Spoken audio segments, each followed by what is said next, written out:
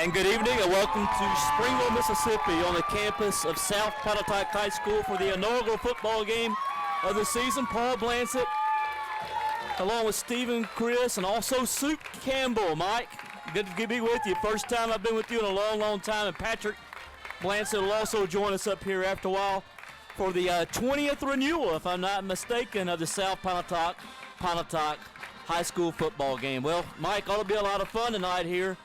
Last year, the South Pontotoc Cougars, the red and gray, were able to pull out a win for the first time ever in this series, and a series that's been owned by the black and gold of Pontotoc.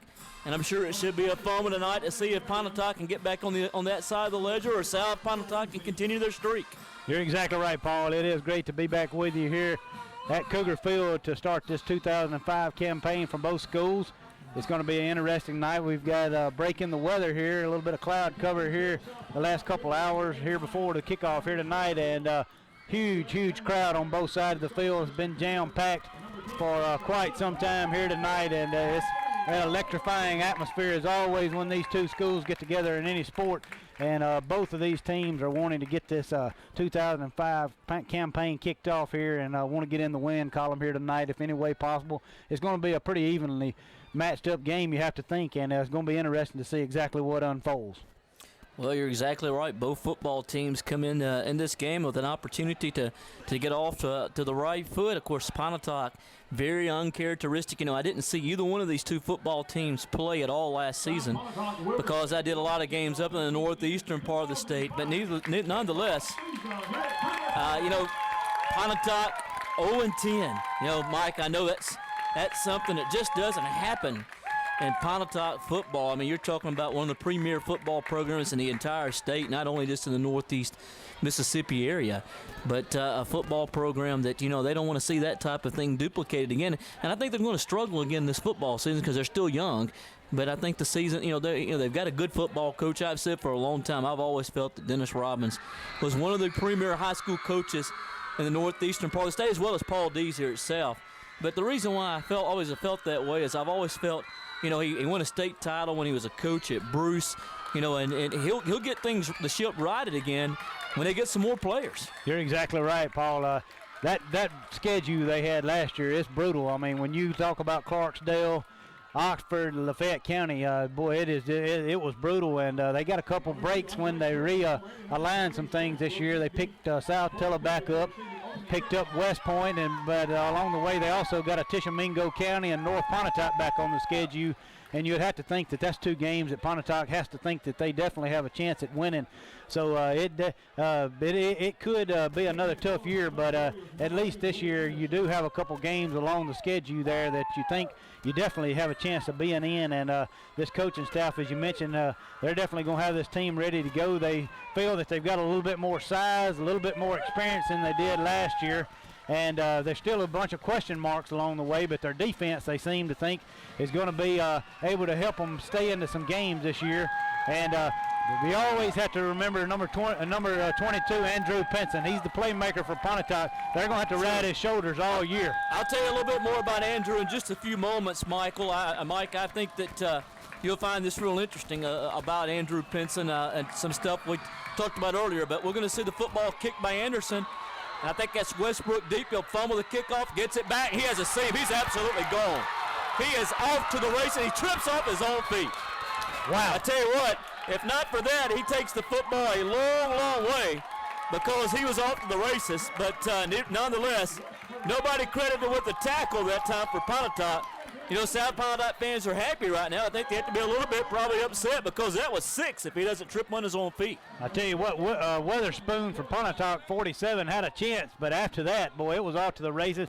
It was going to be him and Willie Anderson one-on-one, but luckily for the Warriors, Westbrook tripped on his own foot, and South Pontotoc coming in a shotgun formation here to start the game. Trips to the left for the Cougars as Dylans will be in the backfield. Throw the slit screen out here to Andrew Crudup. Crudup looking for running room, will be knocked off his feet somewhere around the 46-yard line. We'll call it a pickup of around a yard or two. Nice job that time by the secondary for the Warriors. But I was talking real quickly about Coach Ryle. I'll talk a little bit about South Pontotoc and, of course, about Coach Paul Dees and his staff here. You know, I think they're a little bit maligned. I know they don't always have the most talent on the field, but I think they've been given a tough card over the last few years. And I don't know if anybody's done any better job in the area of coaching his football team than Paul Dees. And I'll allude to that in just a few moments a little bit more. Inside give to the fullback, the halfback running with the football that time for the Cougars was Zach Kimmett, 5'9", 167-pound junior. He'll cross over the 47-yard line. I think the tackle was by Marion.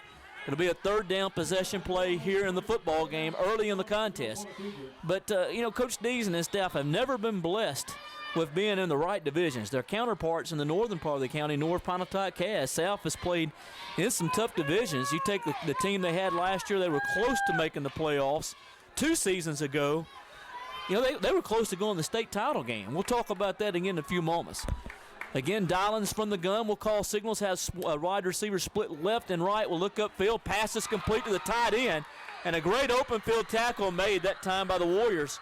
Ben Hamilton. The tackle was Ben Hamilton spilling the tight end before he was able to get the first down. Pontotoc will make the tackle, bring up a fourth down. I'm sure South will have to punt the football. You're exactly right. Benjamin Hamilton's one of those players that Pontotoc's going to have to depend on.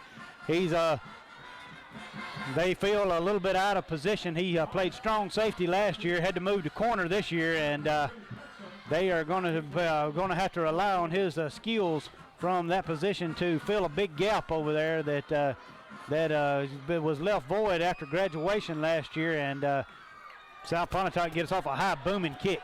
Well, that's a heck of a kick and a fair catch called by Pinson. And he'll bring it in around the 12-yard line. I tell you what, he really put the foot to that one. What a nice kick. That one traveled in the air somewhere in the neighborhood of about 40 yards with no return. Let's talk a little bit about South Pontotoc.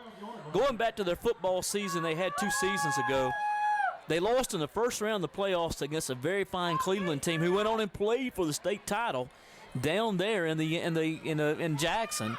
But South Pontotoc lost, I believe, in overtime or double overtime, like 24-23, missed extra point. That Cleveland team ended up being the North Half representative and playing in the state title game.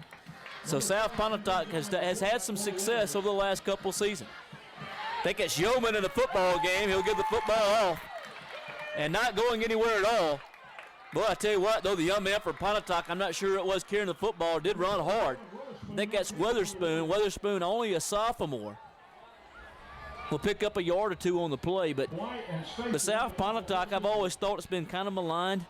North Pontotoc, I think, actually lost to Cleveland in the 3rd round that year. And South Pontotoc, who knows? Had they went on and won that football game against Cleveland a couple years ago, might have been playing in Jackson. You're exactly right, Paul. That is very true. And South Pontotoc, when you think that they played the likes of Amory and all those schools there for a long time, and as you mentioned, just was up against some tough competition, but still held their own. Great penetration that time from the Cougars. Shooting the gap that time for the Cougars was Mason Tudor. Great size. That young man is 6'2", 260 pounds. Shot the gap, and the Warriors are basically on the shadow of their own goalpost. And we'll have to make something happen here on the 3rd down and long. I saw this Warrior football team play in the 7-on-7 camp in Boonville a couple weeks ago, Mike, right before preseason practices started. Talking about Andrew Pinson. Coach Boyette, I talked to him last week. He's the offensive line coach at Northeast. He said, there were some good football players. There were 10 schools there, a couple schools from Alabama. As Yeoman will call signals, a little bit of a half roll to the right, now full roll out, looking upfield. Yeoman looking for running room, will be knocked off his feet. Somewhere around the 12-yard line, Pontotoc will have to punt the football. But Coach Boyette, along with Coach Greening, Coach Greening was not there that day. I talked to Coach Greening the other day. He said, boy, I'd love to see ICC not protect that young man. He said he was the best-looking football player, and he was. He was absolutely terrific that day over at the Northeast camp. Coach Boyette said he was the best-looking football player they had there. You're exactly right. He's got a great build to him and has an instinct for the ball. And he does a good job for Pontotoc, doing several things last year, and had a little trouble early in the season last year deciding if he was going to live in Pontotoc School District or not, but came on toward the end of the year and really helped out Pontotoc's team and gave them a little bit of life when there really wasn't any there. And Pontotoc going to rely on a bunch of sophomores this year, as we saw there after the first series of downs. Witherspoon, a sophomore at the running back position, and Yeoman, just a sophomore at quarterback. So Pontotoc, as you mentioned earlier, still got some young kids that are going to be called on to fill some huge roles this year. You know, interesting you talk about Yeoman. He really started off slow at the Northeast camp the other night. I watched him play up there, and, of course, all the coaches alluded to that. He has some great roots in football. That, Coach Yeoman that used to be at University of Houston, I think there is a relationship there. But I think he's going to get better. He's only a sophomore. Quarterback draw by Dollins. Dollins will get the football down to the 37-yard line. Nice 7-yard pickup on the play. Second down, we'll call it a long 2, maybe a short 3, as he faked the inside give and kept the football in the quarterback draw. You're exactly right. Benjamin Hamilton having to come across from his cornerback position to make the tackle there once again, but a huge gain there on the quarterback keeper by Dollins, and South Pontotoc here in great field position to strike here on the second set of downs. Siskowicz also, it looks like Crudup, along with Fowler and others to come out of the football game. I think that's also Jason Chisholm. Again, the Cougars on the inside give. A little crackback block will not get the first down. Well, actually, running the football, I believe, is Kimmett again. And Kimmett will be very close to first down yardage, maybe a half a yard short. Third down, we'll call it short, maybe a short 1 here to go for the first down. You're exactly right. You mentioned there about the receivers there, and they've got several here in this fold, and they've got some good ones too. Pontotoc going to definitely have to keep this receiver core in check here tonight. Tell you what, Mike, South Pontotoc's got an awfully big offensive line. That could be a factor as the game goes on. We have a timeout on the field. We'll take it with them. We'll be back after these messages from our local sponsors.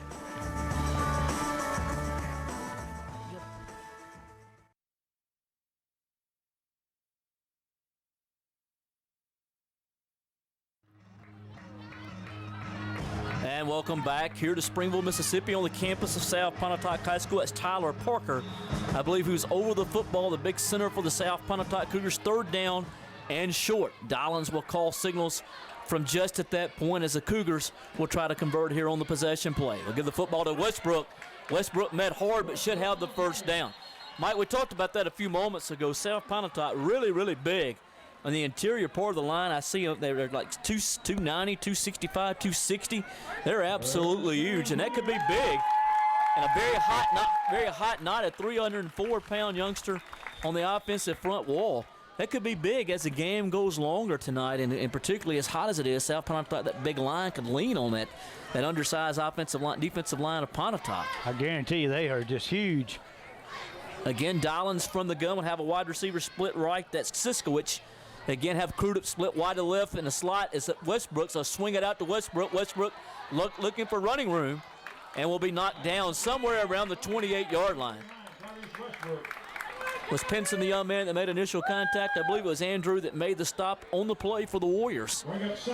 Second down, we'll call it 5. 6.5 minutes to go here in the first quarter of play. We're about 30 seconds away from the heat break.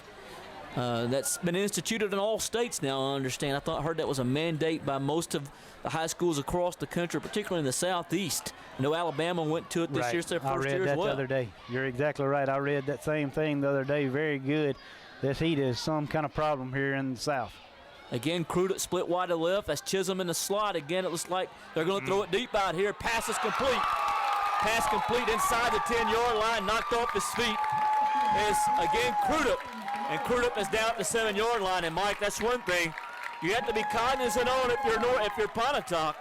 It's Crudup, who's really probably one of the best athletes in this county. He's a terrific athlete. You better believe it. He's some kind of good, and he got out there that time.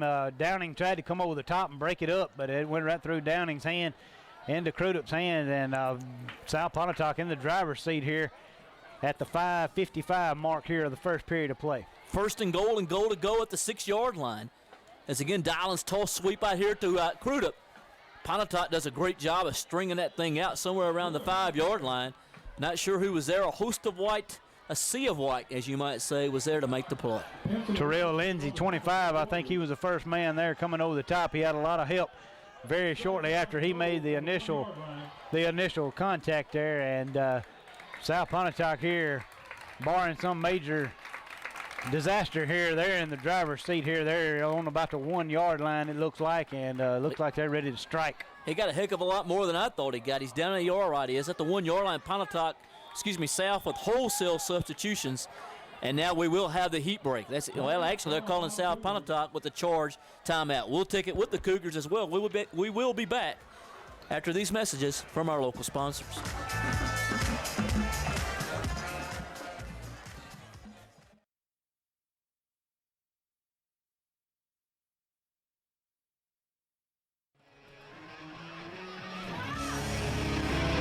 And welcome back here to Cougar Field on the campus. South Pontotoc High School. South Pontotoc trying to draw first blood here in this football game. Has a full house backfield in the backfield. Dollins will give the ball off. I think that's Kimmett, and Kimmett will find the end zone. And South Pontotoc has drawn first blood, and the cannon goes off. And that big offensive line did its job, Mike. Well, I tell you what, they folded them up like a deck of cards, and there was plenty of room there. 34 just lowered his shoulder there, and Kimmett was in the end zone there, and South Pontotoc Cougars strike first here at Cougar Field here tonight. Pontotoc in trouble here early, getting behind 6-0 here with a huge crowd here to support these Cougars here tonight. Well, it was just big man on big man, and the Cougars that time just imposed their will on the Warriors, and offensively the Cougars did a good job. The extra point, I think, was missed. We'll have to wait and see. There was a flag on the play. Staying in to kick the extra point is Josh Dollins. I tell you what, Dollins is a quarterback. He's a punter. I don't know if he plays any defense. I saw him a few minutes ago go to the pizza stand.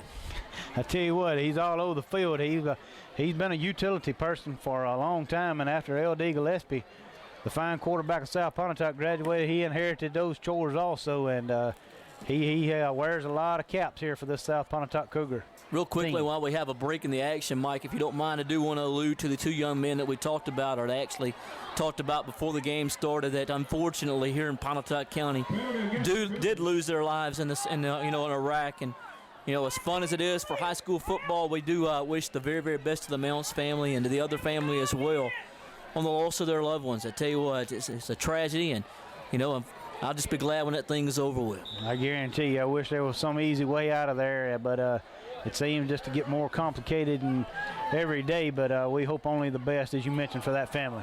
The extra point is off to the left. It's no good.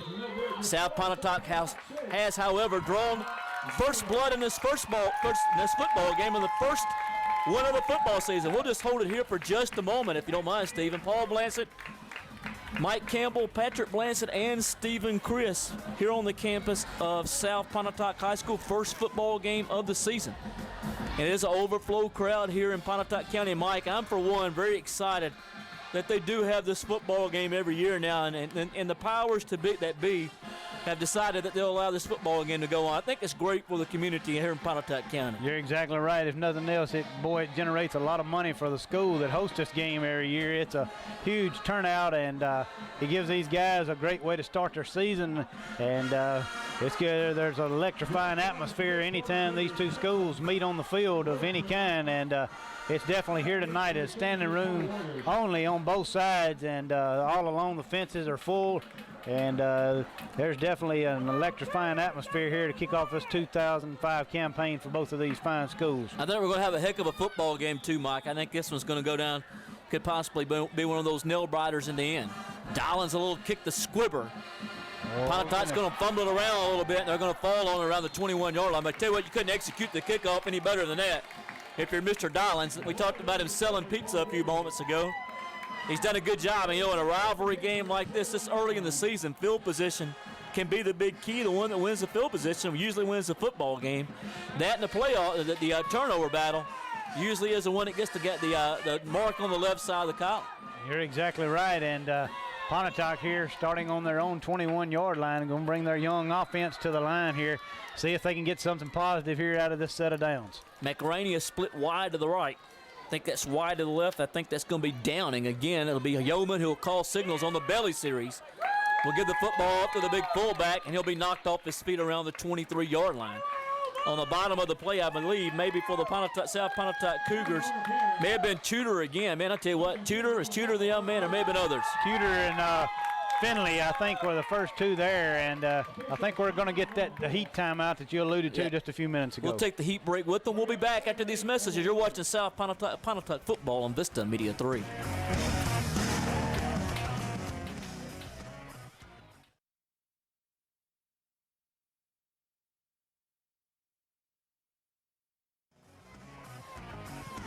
Second down and 8 here for the Pontotoc Warriors. Movement was everywhere, and there's going to be flags that will whistle the play dead. South Pontotoc looked like they jumped the snap count just a little bit, but then Pontotoc actually probably going to get called for the illegal procedure. We'll back them up 5, Mike. That's something you'll probably see a lot early in the football season. Both football teams going to be a little bit rusty and make a lot of mistakes. You're exactly right. A little rusty, a little antsy, and everything else involved in a rivalry game like this. Everything doesn't always go your way, and that time Pontotoc just jumped the gun. That time just a little bit after South Pontotoc moved a little early and was going to back the Warriors up, and they're going to put them down in about a 2nd and 13 situation here. Witherspoon will be in the slot to the left. I believe that's Downing, maybe wide to the left. Single seat receiver to the right, that may be Pinson. Yeoman will look upfield, have his arm hit, has a receiver wide open. He catches the football and knocked off his feet around the 43-yard line. Receiving the football, I believe it was McCraney. A great delivery that time from Yeoman. You're exactly right. Reed McCraney doing a great job of hauling that pass in. Yeoman with a pretty good fling down the field that time. As you mentioned, got his arm hit, but nonetheless all the way to the 49-yard line here in Pontotoc with a great positive play here for this young offense. That was a great throw that time by Yeoman. Yeoman was very impressive in the camp over at Boonville. Actually, we're going to say the football, he was ruled out of bounds before he got across midfield. Nice pickup on the play. First down and 10-yard lines. First down of 2005 for the black and gold. Yeoman will come over with the football. A little bit of two running backs in the backfield. Going to give it again off for that right tackle, big hole. And he just absolutely bows over Crudup down to around the 37-yard line. And running hard with the football that time was that Witherspoon man, that young man that was running hard on the other end of the field a few moments ago. You're exactly right, Brandon Witherspoon, just a sophomore, 160 pounds, but he brought all 160 pounds when he met Crudup that time on down the field there, and he came up with a little spark, and that's what Pontotoc needs. They need to get a little fire, hold on to it for a while here, and get this season off to a good solid start here tonight at South Pontotoc. Again, wide to the left will be McCraney. Wide to the right, I believe, will be Pinson. Yeoman will call signals from the 38-yard line. Will give the ball. Actually, looks like he'll keep the football and will be knocked off his feet. Well, Mike, that looked like that was just doomed from the start. I don't know if that was a missed assignment or if it was going to be a counter option when they run it back to the right side. Nevertheless, never got developed. And a big loss that time by Yeoman. Big Mason Tudor came through that line, and boy, did he ever cause trouble that time. And Yeoman just couldn't ever get going that time. And Mason Tudor, he's much of a man at 6'2", 260 pounds. He's a rock. He's short and squatty, not short really, 6'2", but he's exactly the size you'd want to have for a D lineman or an offensive guard. I think even if you were on another level in junior college or maybe in a small Division I school, he's got it. Yeoman under pressure, looks upfield, pass is going to be picked off. I tell you what, Mike, I don't know, the Cougars got great pressure that time, and making the play maybe was Seth Stacy, along with Kyle Shettles. Of course, Crudup got the interception from his safety position, but you have to give credit to the young men that were rushing the passer that time for the Cougars. You're exactly right. That's what you want to do to a young quarterback. You want to put a lot of pressure on him, make him make some bad decisions, and that's exactly what the Cougars did. And Crudup right there in the middle of the field playing center field just exactly the way you draw it up, and he did a great job of getting the ball back to this Cougar offense here. They're on about the 24-yard line here, 1st and 10. If you can get a shot of that big right tackle for South Pontotoc a little bit later on, his name is Lemanuel Johnson, 6'4", 304-pound senior. In a few moments, Stephen, get a shot at that young man. A big play that time by the Warrior defense on the right side of the offensive line when they get back on the field. I think he's number 69. He is a hoss. Boy, he's much of a man. I tell you what, they got actually several. Kneeling right here around the 20, may have lost his foot or so. No, that's quite Westbrook. Far cry from Westbrook to that young man. They're quite a big size differential. But about South Pontotoc, I talked about them a few minutes ago. They've been unfortunate in this region thing. You know, they've been on the, I guess they call it the south side of 45 or whatever, that's put them in these regions. And last year they were with Winona and Charleston, and that was tough. As Dollins from the gun will look upfield, has a receiver wide open. Crudup's in the open field. Look out. 45, knocked off his feet at the 47-yard line. I tell you what, if it wasn't for the defensive back for the Warriors, and I'm not sure, that may have been Terrell Lindsey. Lindsey's not there. That Crudup is an athlete, Mike. He can take that thing to the house. He's very, very dangerous, and he's got that speed that is, woo, boy, you better watch out. You got to keep him in check at all time. Pontotoc South Pontotoc football here on Vista Media 3 cable channel 98 on Vista 3, and also cable channel 10 on Adelphia. I got that thing right. Steven gave me a big attaboy right there, Mike. That made my day go better. Westbrook will be split in the slot here to the right. I think that's Tony Lipsy wide to the right. Dollins loses the football. Now he's going to keep it. He's looking upfield, runs over somebody. My goodness. Oh, Mike. Oh, that's a senior right there running over a junior. Brandon Seal, he said, how do you do? He absolutely just abused him around the 40-yard line. 135-pound cornerback came up and tried to tackle that big quarterback that time, and nothing happened there. And Dolan doing a nice job of running the ball that time and picking up about 8 yards there where it looked like it could be nothing. And a great job by Dollins of getting the ball forward in a positive direction and putting South Pontotoc in a second and short situation here. Second and short, come over the football for the South Pontotoc Cougars as the center. I think that's Parker. Inside give, Dollins is going to keep it again, actually. Man, Dollins running hard, will be knocked off his feet somewhere around the 33-yard line for the first down for the Cougars. You know, Mike, I'm not surprised. South Pontotoc really big and they're physical on the offensive line. They're going to probably say, hey, we're going to line up and we're going to try to just put the big men on big men, the red shirts, the people put the right hats on the right people. And the Warriors are going to have to make something happen defensively. You're exactly right, boy. With all this speed that South Pontotoc got in Crudup, Westbrook, boy, with a big fullback back there, make out a running back, old Kemet. He's pretty good sized fellow, and they're just going to run the ball here at the Warriors. Man, he runs the football hard. Another solid pickup of around 8 yards on first down. Man, right now, South Pontotoc just imposing their will on the Warriors. You're exactly right. That was actually Tyler Causey right there, 5'8", 161-pound senior, carrying the ball that time for the Cougars. And Pontotoc here are going to have to figure out something. As you mentioned, this big offensive line is wearing on Pontotoc right now and moving the ball down the field here. And Pontotoc going to have to put a stop to the hurt here before long. Again, split wide to the right will be Lipsy. Dollins in the gun. Wide to the left is Crudup. And the slot is Westbrook. They're going to run the quarterback draw once again. Dollins fumbles the football.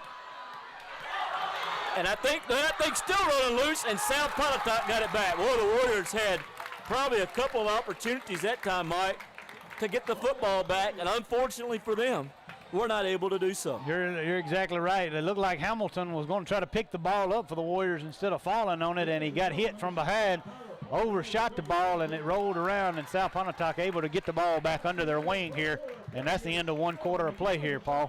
Well, we've played one complete quarter. After one, the South Pontotoc Cougars 6 and the Pontotoc Warriors nothing. You're watching Pontotoc South Pontotoc football on Vista Media 3.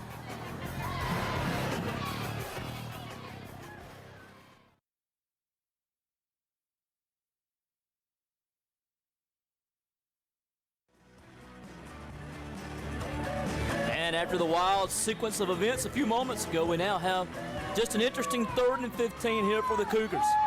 Possession play for South Pontotoc, split wide to the left. It's Crudup in the slot to the left. I believe that is Sean Fowler. Dollins will look upfield and the pass will be incomplete. Had to be a little bit of a miscommunication that time between Fowler and also Dollins, because that one looked doomed from the start. They weren't on the same page at all, Mark. I tell you what, Fowler, nobody picked him up. If they would have floated it out there to him, he was going to be wide open in the middle of the field.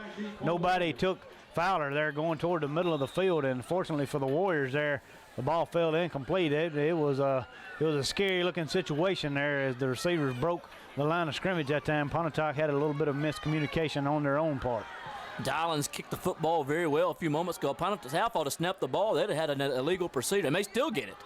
I don't know. We'll see. Dylans steps into it. This one's going to be fielded. No, actually. Oh, man. Thing's going to die down inside the 3-yard line, maybe around the 2. Westbrook picks it up at that point. Pontotoc's going to have basically the football on their end of the football field for the entire half if things aren't going real well for the Warriors right now at all, Mike. I guarantee you Pinson should have picked that ball up and tried to make something positive out of it, because now they're going to have their backs against the wall here, and Pontotoc going to have to do something big here, as there's a penalty on the play. It's against the Warriors, and they decline it, and the ball is going to be spotted way back deep in Warrior territory. Well, naturally they would decline it unless it would be something that would give them a first down opportunity. They killed the football at the 3. Pontotoc, they have had one first down on the big pass completion from Yeoman to McRaney, but other than that, that's been pretty much. Well, they had a nice run by the running back, and then they fumbled the football. Actually threw the interception. Right. So Pontotoc first down, and basically a lot of green grass. Actually, I see some red sand out there as well, but a lot of green grass in front of them. I think South has done some new work on their football field here. They really have. They tore the field from last year all the way up and started from scratch again, put some watering systems into place that were very much needed, and they've done a great job of getting this field in position to play on tonight. And Pontotoc trying to get the football up the field. Nice play there by the Warriors. We'll get them out of a little bit of trouble. South's always had a nice facility here. You know, they used to. I always thought several years ago they had one of the better playing surfaces around. I'm sure that's probably what they're looking to do before long. It probably will be that way. Probably next season. Unfortunately for them, they'll have some of that grass that they'll get growing. But they have done a good job over the years with their playing surface here. Pontotoc here, they're trying to get out of the hole here. They did a pretty good job there. It'd be interesting to see if they can keep this drive alive and give their defense a little bit of a breather here. I guess that's Coach Robbins' son, Will, split wide to the right. Yeoman will give the football again. I think that may be Westbrook. He's probably going to have a holding penalty. It's thrown by the umpire, not by the umpire, but the back judge. But, you know, usually it's thrown by the umpire, but I didn't, you know, that's kind of, who knows. We'll see what the call is right here. Somebody may have started a little early in the backfield.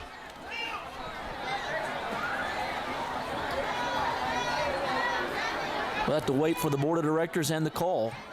A legal procedure, Mike, you're exactly right. Back up the Warriors 5 more. Well, shooting yourself in the foot is not something that the Warriors can afford to do. They're making a lot of mistakes here early in the football game. But, you know, the thing about that is that they're going to make them here early, and the South doesn't get too far away from them. The Cougars could pay for it later on as well, Mike. You're exactly right, Pontotoc. They're still learning, and they're going to make mistakes like that. And as you mentioned, you just hope they just come at the right time where they don't cost them to get too far behind there, because Pontotoc, I don't think they're going to be the type team that's going to want to get 2 or 3 touchdowns behind and have to play catch up here tonight. Again, Yeoman will call signals. They'll have, I think that's Westbrook. He'll dot the I. They're going to run the football and nowhere to go. You know, Mike, I guess Tudor's there again to make the tackle.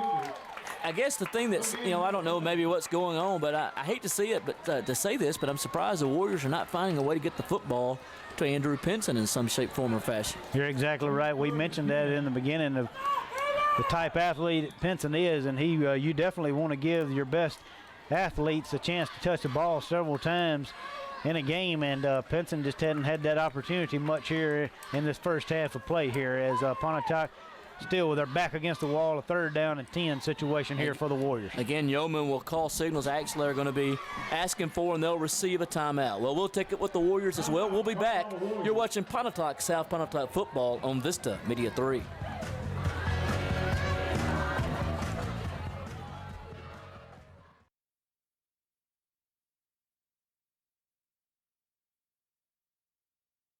Next play. And we're back here for 3rd down and 10 possession play for the Warriors. Yeoman will be actually, I think he'll give the football off to the back, not able to pick up the first down. Actually, Yeoman kept it himself. Knocked off his feet somewhere around the 12. Maybe got the Warriors a little bit more room to punt. Get a shot at what we were talking about a few moments ago. Unfortunately, what we're showing right now is the side of the young man that's on the front of the program. We'll get a shot of that here before the game's over with as well.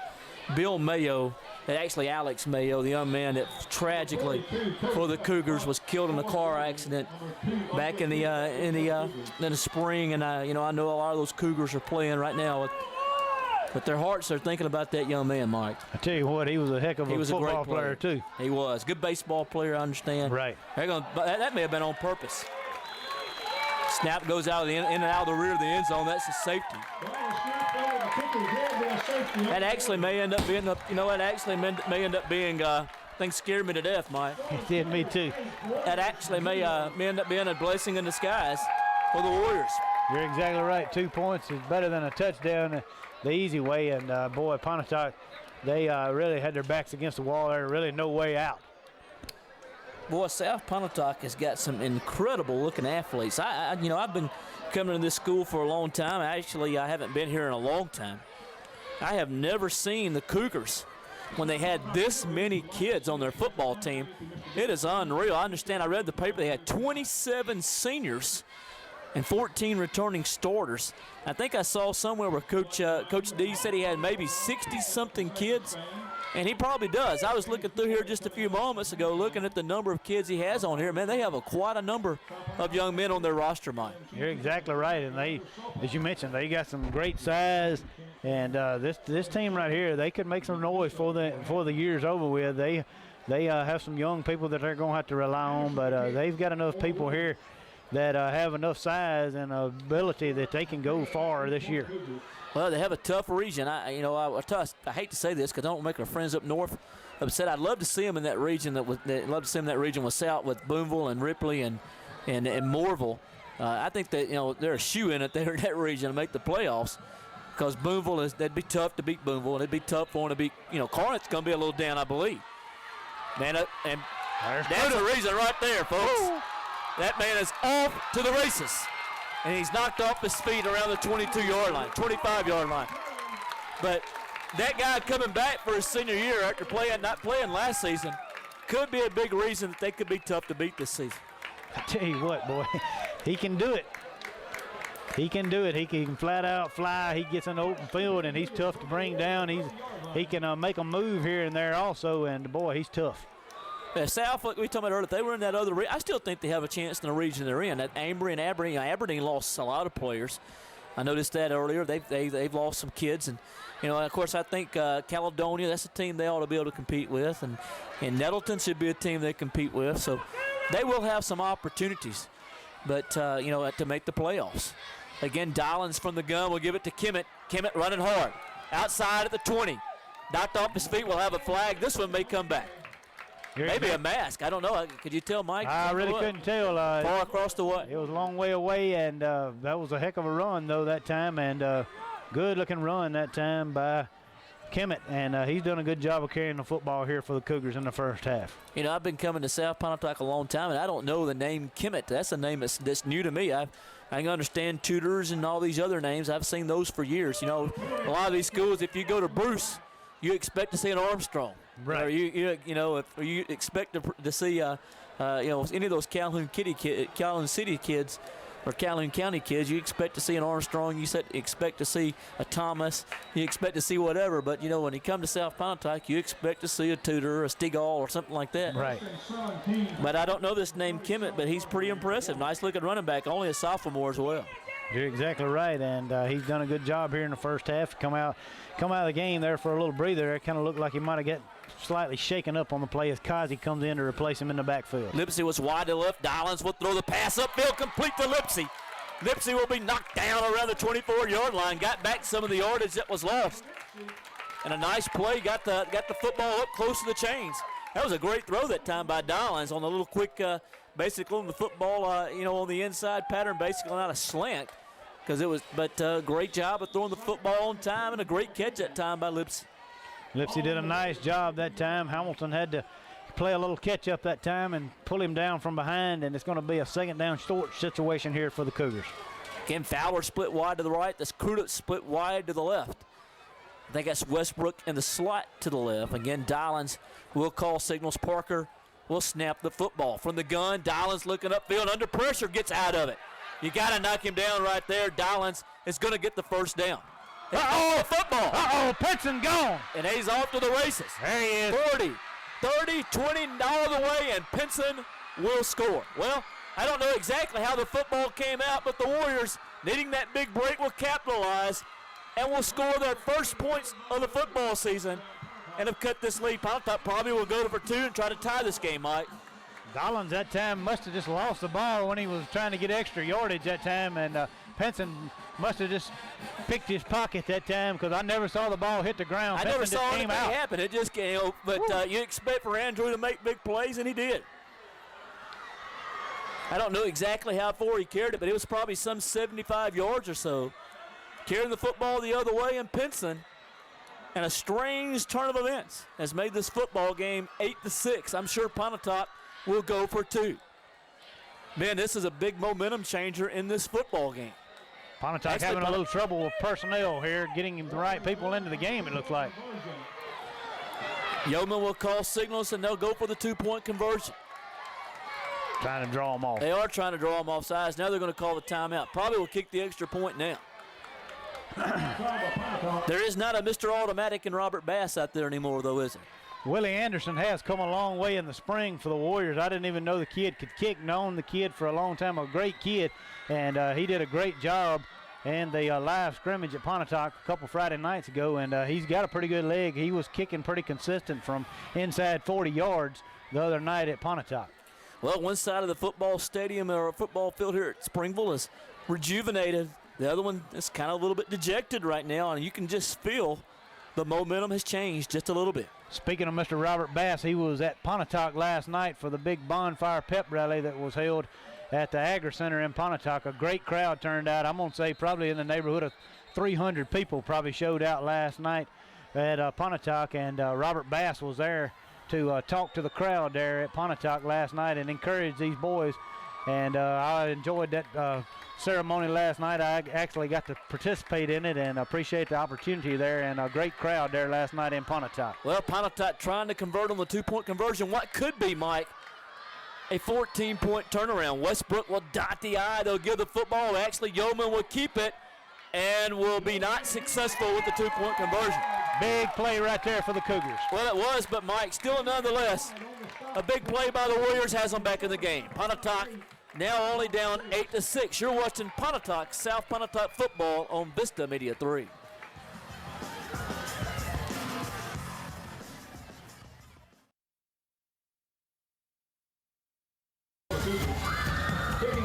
Well, welcome back here to Springville, Mississippi, Thursday night football. First football game of the season. I think there's another one going on here in the area as well. I think they're going to get the football here, running the football for the South Pontotoc Cougars as one of the upbacks. And I'm not sure, but maybe returning the football may have been Michael Smith. Is that the young man that was carrying the football for South? I believe you're right.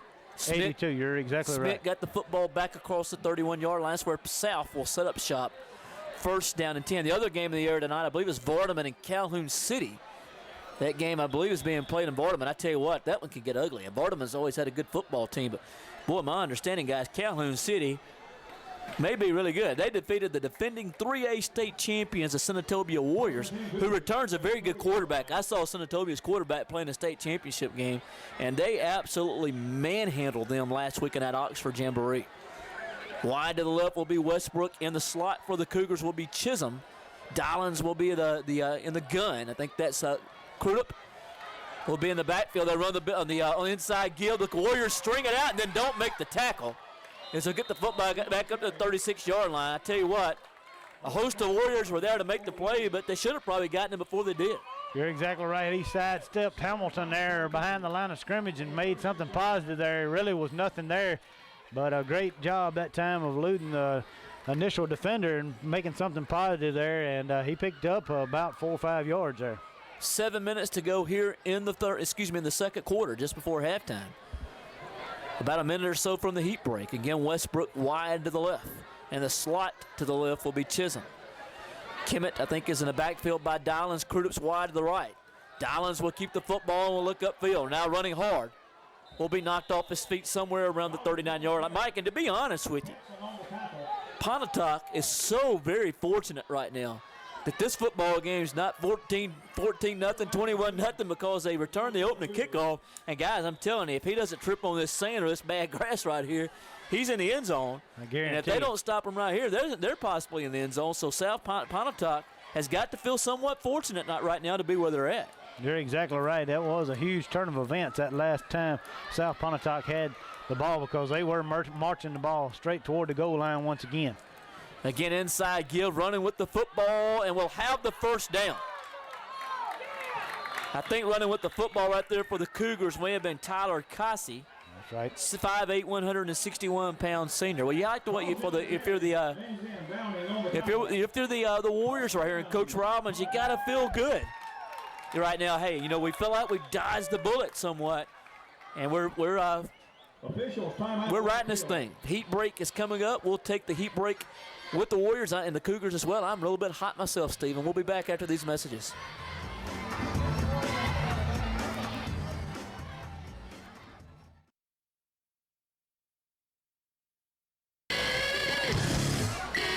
And welcome back here to Springville, Mississippi. On the campus of South Pontotoc High School, South Pontotoc first down and 10 from their own 46-yard line. As Dollins will be again in the gun. We'll have Kazi by him in the backfield. The snap here will get the football looking for running room, in trouble. And will be knocked off his feet around the 42-yard line, making the play for the Warriors. I believe making the stop for them at time. I don't know, initial contact may have been, is that Brandon Seal? Young man who got, was it Seal? 44, I think. 44, okay. Yeah. Actually, Thomas, I noticed also he's been in several times tonight. He's a pretty headsy guy. Yeah, I don't recall that name from last year. He must be a newcomer, but he's got pretty good size, and he's been around the ball several times for the Warriors here in the first half. Lindsey was also there as well. He right. made some initial contact. Crudup split wide to the left, 5 minutes to go in the second quarter. Dollins in the gun will have Kazi beside him. Again, split wide to the right will be right will be Westbrook. I think that's Fowler in the slot to the right. The Warriors and the Cougars, and it looks like this time maybe someone for South Pontotoc got out of their stance just a little bit early. 4:59 to go here in the second quarter of play. South Pontotoc 8, Pontotoc 6. Actually, a delay of game penalty called here on South Pontotoc. Well, Stephen, looking forward to tomorrow night. We'll make the drive. You'll make the drive a little bit north. I'll go a little bit south, actually, from where I live, but we'll watch the South Tilla Tigers and the Amory Panthers tomorrow night, and what should be an interesting football game with Amory now being back in Class 3A, and of course South Tilla being the 4A school. South Tilla had a couple of good years the last couple of years, and this one's going to be incomplete as well. Dollins throws the football way up the field. Great coverage by the Warriors that time. Ball will fall harmlessly to the ground. Third down possession play here for the Cougars. Third down, 17 yards to go. The line to make will be just inside the 46-yard line here for the South Pontotoc Cougars. Just got a call from our sports director at the TV station. Said they're in a rain delay at the other game tonight down there. The Vardaman-Calhoun City game is in a rain delay right now. Said a huge streak of lightning just ripped through the middle of the field, and said they got them running right now. Got them running. Well, I tell you what, that might be good for Vardaman. They may be able to get off the field for a little while. Dollins from the gun will look upfield. Now looking, now will hold it, now throw it again. Has a receiver wide open. Pass is intercepted. Picking the pass off for the Warriors and being knocked down around the 46-yard line. And we may have a face mask at the end of the play as well. Mike, I think the interception that time was John Downing. I believe we may have a face mask that may be tacked onto this thing, Mike. Boy, that was a good job of receiving the ball down the field. Dollins kind of let it fly that time, and Downing playing center field back there just as Crudup did a little bit ago for South. And he was Johnny on the spot, brought the ball across midfield into about the 45-yard line, and it's actually going to be against the Pontotoc Warriors. Well, it must be on the block in the back on the return. Nonetheless, for Pontotoc, they'll maintain possession of the football and another turnover for the Cougars. You're exactly right, Pontotoc. They've got to capitalize on these mistakes when South Pontotoc makes them here. This young team going to need some breaks along the way, and here they are with 4:39 left to go in the first half with another big break here. The lone back in the backfield, I believe that's Westbrook, is a little bit of a roll to actually. He's going to give the football to him, and he'll maybe get back to the line of scrimmage. I don't know. He was stumbling back. I don't think he actually got back to the line of scrimmage.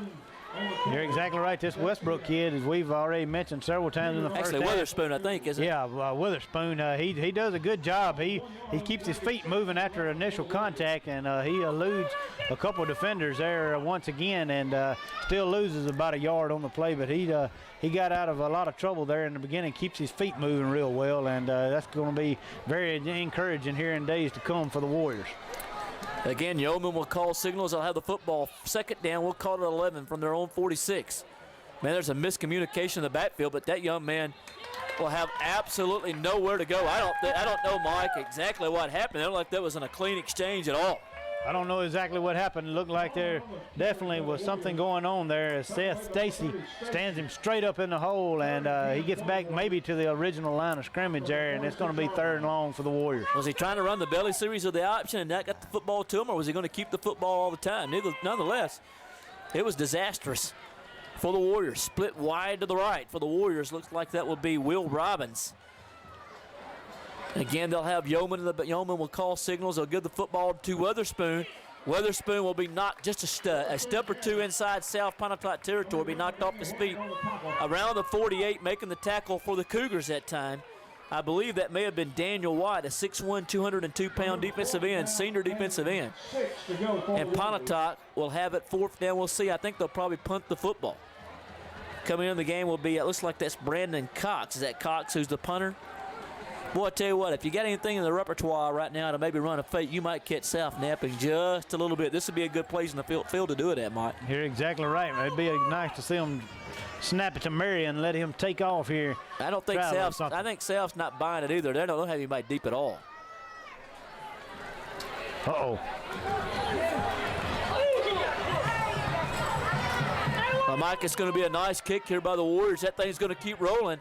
And for a change, they're going to have the Cougars deep on their own territory. And, Mike, I tell you what, South Pontotoc didn't have anyone back. They weren't buying that Pontotoc was punting the football, and it cost them probably 20 yards of field position. I believe that was actually Putt that was the punter that time for Pontotoc 42. Cody Putt, 182-pound junior there, but he did a nice job. 42's Brandon Cox from South Pontotoc. I'm sorry, you're exactly right. That is Cody Putt. And Cody Putt did a nice job of punting the football. South Pontotoc will be at their own 6. Have some good games on tap all season long here on all the network of stations that we have. I think we're on just pretty much, Stephen, all over northeast Mississippi now. We're on, I think actually someone was telling me you guys have started an Iuka even. They're fixing to be on an Iuka. So pretty much covering the northeastern part of the state here. Now on the Vista Media 3 network stations in Adelphia here in Pontotoc, and probably some other networks as well I'm not familiar with. South Pontotoc will get the football back out to around the 11-yard line. I'm sure they want to probably just try to keep the football on the ground. Don't want to do anything stupid themselves right now and give the Warriors the football back deep in their own territory. Hey, while we were talking about it there, we'd like to plug and say that 1 o'clock Saturday will be the time that this game will be aired, and I think that's going to be pretty well the time slot for the Pontotoc County Game of the Week. Next week, we'll be bringing you the North Pontotoc, South Pontotoc matchup, another county rivalry here in Pontotoc County. Again, they'll run the football. That's I guess that's Kimmett, or actually that's Causey again running hard. So it is Kimmett, and he'll be short of the first down. So next week it is Pontotoc and North. No, South and North. South and North, excuse me. Yeah, South and North. South and North play next week. I didn't know the schedule. And then Pontotoc and North the following week. Well, so according to this thing, it says that South plays at Kossuth next week. I was thinking Pontotoc and North played next week. Maybe it is. I thought it was North. I saw that earlier that it was North Pontotoc and Pontotoc. Okay. Next Friday night, South Pontotoc will go at Kossuth, and then on the 9th of September, will be South at North Pontotoc. Right. Well, also, I want to make a quick plug. Me and Stephen, we will be doing some football games in the northeastern part. We'll get up in a few minutes. Dylan's under pressure. Looking upfield, has a receiver open, but actually it looks like the Warriors had just wonderful coverage. 4 white shirts around the Cougars, not able to successfully complete the pass. They'll have to punt the football, but Mike, we'll actually have a couple of football games on. Me and Steven are doing, you'll do the South and North game, I'm sure, but the next week South Pontotoc will go to Baldwin, and we're doing that football game up there in that area. So that game will be shown here, I'm sure, as well. So I'll be helping y'all with that one, I think. We'll do the South Pontotoc Baldwin game. We'll have Mike up there as well. And that one ought to be a little bit of fun to watch as well. Again, the Cougars will have Dylans. He'll step into the football. He nailed a good one a few moments ago. This one's a line drive. And Pinson has his hands on the football. This could be exciting. Pinson's in the open field. Then the block gets down. We have a clipping penalty. This one's going to come back. Another block in the back here. It's going to be called on the Warriors. But still, you like to have the football in Andrew Pinson's hand. The Warriors have staved off some nasty, nasty things here in the first half, and are making a run here right before halftime. You're right, Paul. You mentioned it earlier in this game, you know, with an athlete like Pinson, you want to get him the ball as much as possible, and Pontotoc hadn't really found a way offensively yet to give it to him. He's come up big on defense and now with a nice punt return, but it's going to be nullified by a penalty here. But nonetheless, he's just an electrifying athlete, and for Pontotoc, you want every chance you've got to get it in his hands, and they have to find a way offensively, I think, this season to get it in his hand more often. Pontotoc has a chance to take the lead here before halftime. Have a great field position, having the football at the South Pontotoc 40-yard line. Actually, well, maybe at the 41. But who would have thunk it? The way this game started out and the way things were progressing in the first half, that Pontotoc would have an opportunity to actually maybe take the lead going into the dressing room. And that's just what they have the opportunity to do. They have a chance right here, Mike, if they can make a play or two. South Pontotoc doesn't like what they see here, and they're going to call for timeout here at 35 seconds remain here in the first half of play. Well, they do call a timeout. I tell you what, Stephen, let's take it with them. I know we only have 35 seconds before the break, but let's take it with them. We'll be back after these messages from our local sponsors.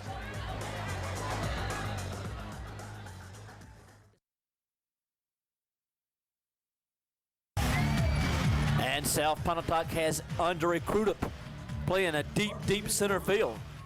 As Pontotoc will have Yeoman will drop back, look upfield.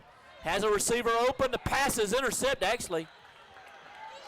And look, the pass was intercepted just for a moment. Pass was incomplete. You know, right now I think if you're Pontotoc, you got two things in mind you're going to do. We're either going to score or we're not going to score at halftime. We're going to go in at least 8-6 and, you know, have an opportunity. I think they'll get the football first. But, boy, what a big momentum changer this big fumble was. It looked like South was poised to go up by another score. Fumble the football, they go back the other way with it. Instead of being up by another score, Pontotoc has the opportunity to maybe take the lead here before the halftime break.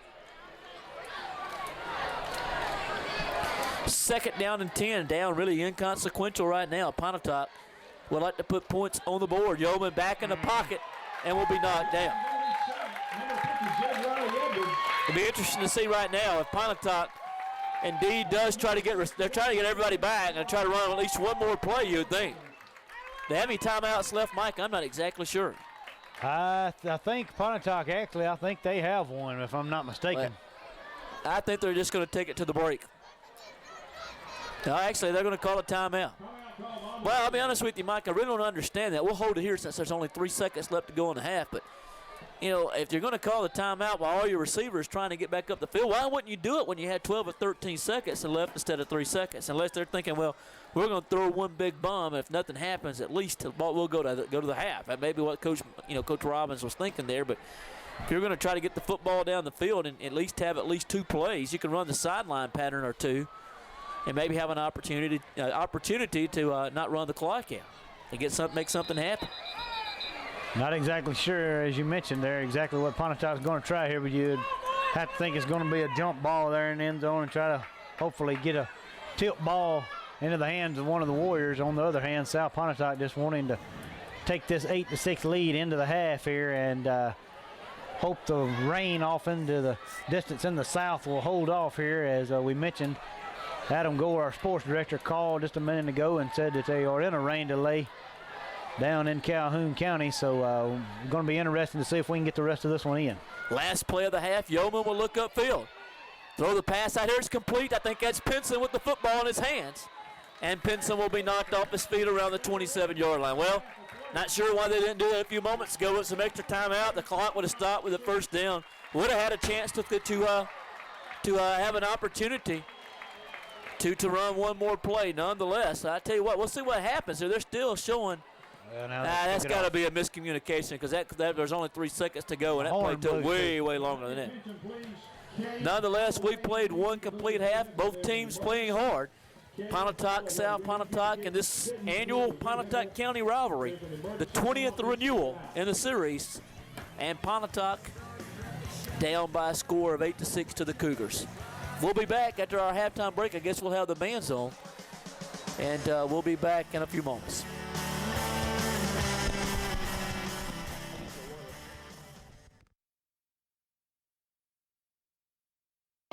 The band is under the field direction of drum majors Leo Witt and Misty Roberts.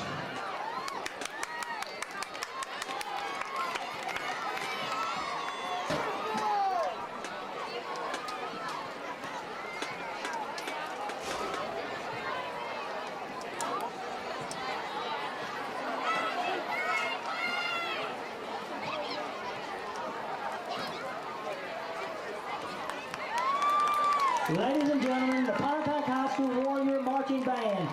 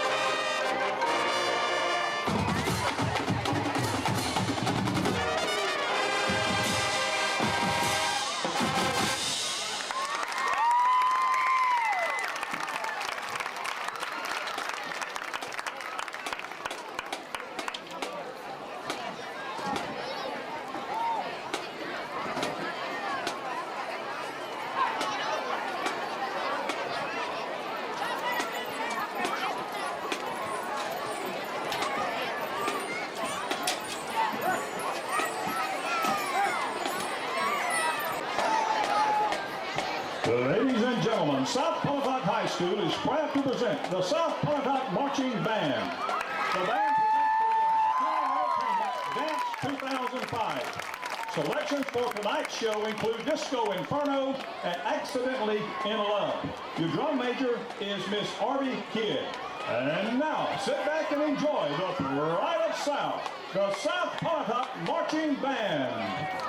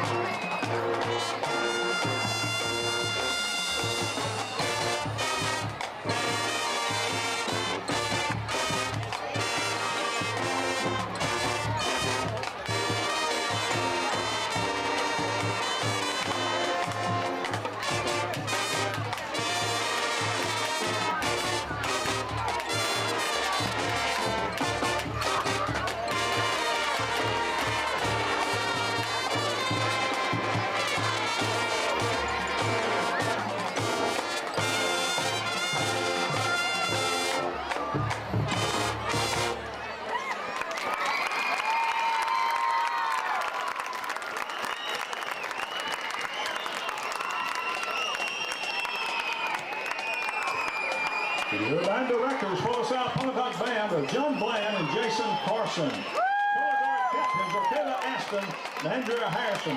Ladies and gentlemen, how about another round of applause for the Pride of South, the South Pontotoc Finger Marching Band.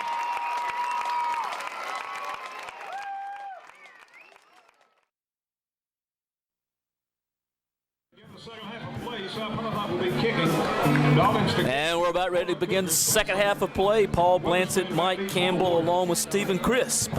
Chris here on the campus of South Pontotoc High School here for the 20th annual South Pontotoc football game. I guess, Mike, both of these teams, it's not really been an annual occurrence. They've had some breaks over the years where they haven't played because the school at South Pontotoc, I think, has been around since around 74 or 73 or somewhere in that range. So probably some 10 or 12 years that they haven't played. Pontotoc will get the football to begin the second half of play, and we'll have it at their own 31-yard line. The squib pick again by Dylans, very successful, Mike. Very quickly, a good football game here on our hands. You're exactly right. It's all of what the fans wanted, a close contest here. Going to be decided here in the second half. You would have to think as 8-6 here at halftime, and we just saw the opening kickoff of the second half. South Pontotoc with their defense ready to go here. Pontotoc probably going to make a few adjustments from first half and try to come up with a solid first series of downs here to open up the second half. I believe that's Farr who's over the football for the Warriors. Yeoman will handle the football and run the counter to the left side. That's Weatherspoon, and Weatherspoon won't find the line of scrimmage again as he'll be knocked down short of the 30-yard line, a loss of 1 or 2 on the play. A host of Cougars were there on the play. With this break in the action, let us take time to remind you that the dates and times of this season's Pontotoc, North Pontotoc, and South Pontotoc football games to be aired by WO7BN on both cable systems in Pontotoc County. Adelphia Channel 10 and Vista 3 Channel 98 will be posted in the sports section of the Pontotoc Progress each week. Pick up a copy of the Pontotoc Progress on Wednesdays to keep up with all the news and sports happenings in Pontotoc County. Well, Mike, very quickly, a timeout on the field. South Pontotoc had a young man, I think, a little bit shaken up. I think that looks like Jeremy Durr. Is that Jeremy over here walking him off on the side? I think that is Jeremy, the old Ingomar guy. Known Jeremy for a long time. He used to work for the Warriors, I think, in the years past. Second down and 12 here for the Warriors. The ball short of the 30. Again, a little bit of a waggle to the right. And making the tackle, I think, was that man Tudor. Him. Man, he's very quickly making a name for himself, for us anyway, and could be our player of the game. I tell you what, now he's quick for a big guy. He was back there quick. He didn't give that play ever a chance to get going that time, and boy, he's tough. He's a big man that can move. Great series of downs that time by the South Pontotoc defense will get the Warriors off the field. Also all season long, watch the Sylvester Krim show, the Mississippi State Mississippi State highlight show. All season long, second year, actually 3rd down and 20 here, possession play, not a punting situation. The second season here, the Mississippi State coach, watch all the action all season long. Pass is going to fall harmlessly to the ground. Looked like that Crudup was going to step in front of that thing and maybe got bounced off by the DB from South Pontotoc. Nonetheless, I think there's a flag on the play maybe as well. Was there a flag, Mike, or am I just thinking there was? Nonetheless, Pontotoc, I said a few moments ago, they got off the field, and this time they are off the field. Putt going to come into the game and have to punt the ball here to the Cougars. Cougars should have great field position right here. You don't really want to give Mr. Crudup a chance right here. Going to catch the ball or somewhere in the neighborhood of about midfield, and could be very, very dangerous here for the Warriors. Putt will be back somewhere around the 7-yard line, probably step into it somewhere around the 11. Crudup back around midfield. Nice kick this time. Ball will bound on the ground. Takes a fortunate hop for the Cougars. And will roll shy of the 45-yard line to the 43. That's where South Pontotoc will set up shop. 1st down and 10 at the Pontotoc 43-yard line. Their first initial possession of the second half. And, Mike, they have a great opportunity here with a very short field. You're exactly right. That, as you mentioned there in the first half one time, it's a game of field position in a big rivalry game like this, as neither team wanting to give up that field position, but Pontotoc had their backs against the wall there, and Putt did a pretty nice job of punting the ball down the field. As I mentioned, you don't want to give Crudup a chance to return one for a touchdown, so it really wasn't that bad a turn of events there for the Warriors. The Warrior defense is going to have to rise up right here to stop this Cougar drive. Cougars have Crudup in the backfield. He'll get the football on the right side looking for running room, and Crudup will get the football down to somewhere around the 37-yard line. Running the football off right tackle. And I tell you what, they're going to find a way to get the football in his hands, and I don't blame them. That's exactly what you have to do when you have weapons like Andrew Crudup in your lineup. You have to find a way to touch the ball. As we mentioned, that's what Pontotoc needs to do more often with Andrew Pinson this year. They need to find a way to get him the ball, and the Cougars do just that with Crudup right there. 2nd and 4 for the Cougars. Again, Dylans this time looks like he's going to be under center. He's been in the gun pretty much most of the half, actually the first half. Lipsy split wide to the left. They're going to run the football here to the left side. I think that may have been Kimmett again. Actually, that's Westbrook. South Pontotoc a little different look right now. They have those two guys that are their skill people. Instead of split outside, they have them both in the backfield that time. It looked like that Westbrook short of the first down. Also watch all season long on Vista Media 3, all the cable affiliates all over North Mississippi, the Ed Ogeron Show. I think that got Mike real excited. The inaugural season of Ed Ogeron, the head football coach of the Ole Miss Rebels. I think according to Stephen, he says all those shows will be on Thursday nights, if he is not mistaken, the Ed Ogeron Show with the Rebels. Toss sweep to the right, and then it looks like it running upfield will be Crudup and running to 1st down yardage, as he'll be knocked off his feet inside the 30-yard line. And South Pontotoc quickly getting the football in the hands of their playmakers. You're exactly right. He's so quick. They had a pretty good little wall that time built up. He was across the 30-yard line and down close to the 25 before Pontotoc really had a chance to react. He's so quick off the ball, and they get the ball to him quick, and he did exactly what they needed to do, and that's pick up big yardage for this Cougar offense. You know, Mike, if the big offensive line that the Cougars have, I don't think that's a bad call at all. Offset eye set strong to the right this time with Westbrook being deep, and it looks like flank to the right is Crudup. They're going to toss it to the left side. They're going to get the football here to Crudup to Westbrook. Westbrook breaks a tackle. He's in the open field. Westbrook riding hard. Westbrook knocked off his feet at the 4-yard line. And guys, I tell you what, we may not see a better run all season long than that one. What a great run that time. Poor tackling by the Warriors.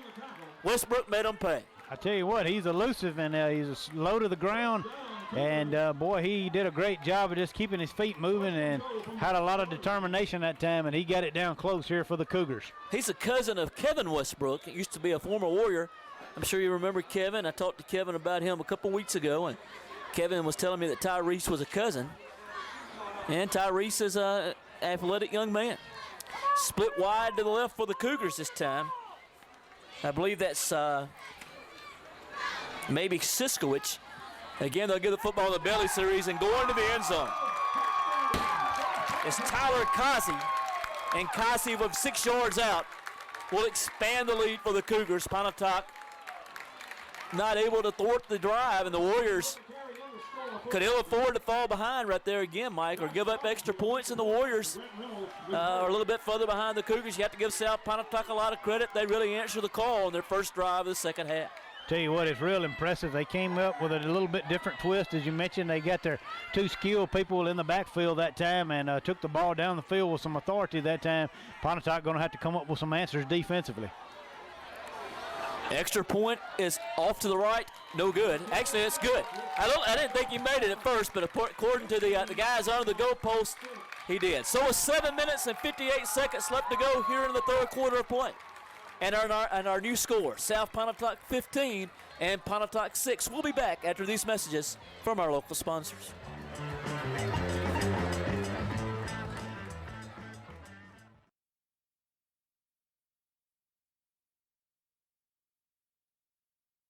All right. 15-6, the Cougars now in front by 9 points, 2-possession football game.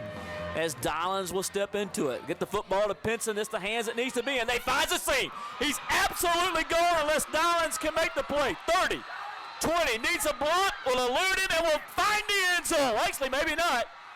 Oh, yeah. He got into the end. What a great play. I tell you what, you can see the wedge open that time for him. And every time the Cougars, we have a late flag, but every time the Cougars, Mike, look like they're making a big play in the football game, the Warriors answer, but we'll have to see what the flag is. This one may be coming back. 1 and 78. We're playing chicken there about the 30-yard line. It'll be interesting to see who they knocked that penalty on right there. They were jawing all the way down the field. Unsportsmanlike, you're exactly right. This one will stand. Touchdown will count. That will make the score now 15-12. I think if you're the Warriors here, they'll probably just go for the extra point. The 2-point conversion would really do them no good.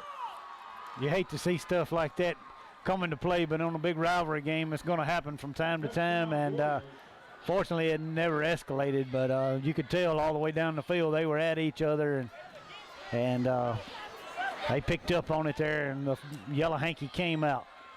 Well, guys, I'm going to tell you up front, I'm not trying to make anyone mad at all, but the Cougars have totally dominated this football game, but they're only up by 3 points.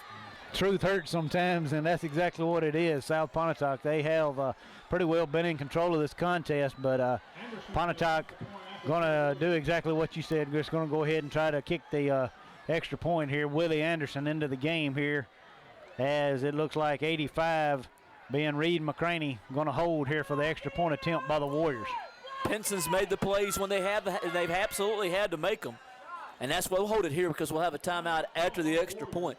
But nonetheless, you have a great player like Andrew Pinson. You have got to get the football in his hands. I tell you what, Would be nice to see.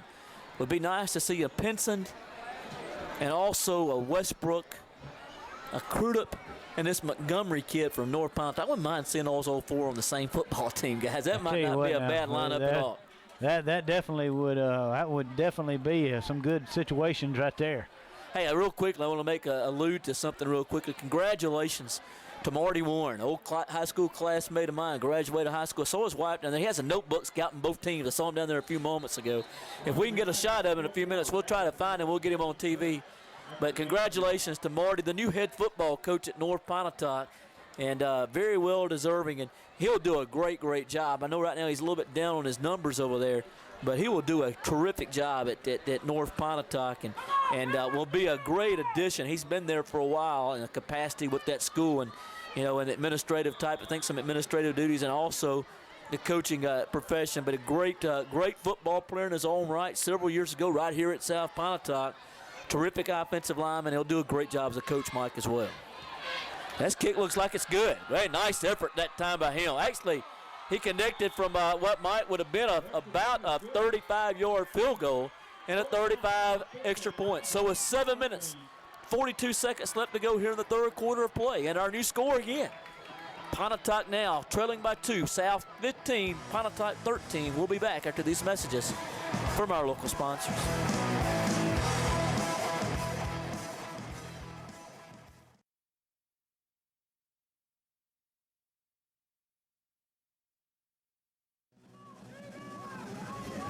Man, this is entertaining, Mike, as entertaining as it possibly can be. 15-13, like you said a few moments ago off the air. The difference in the game right now is that safety.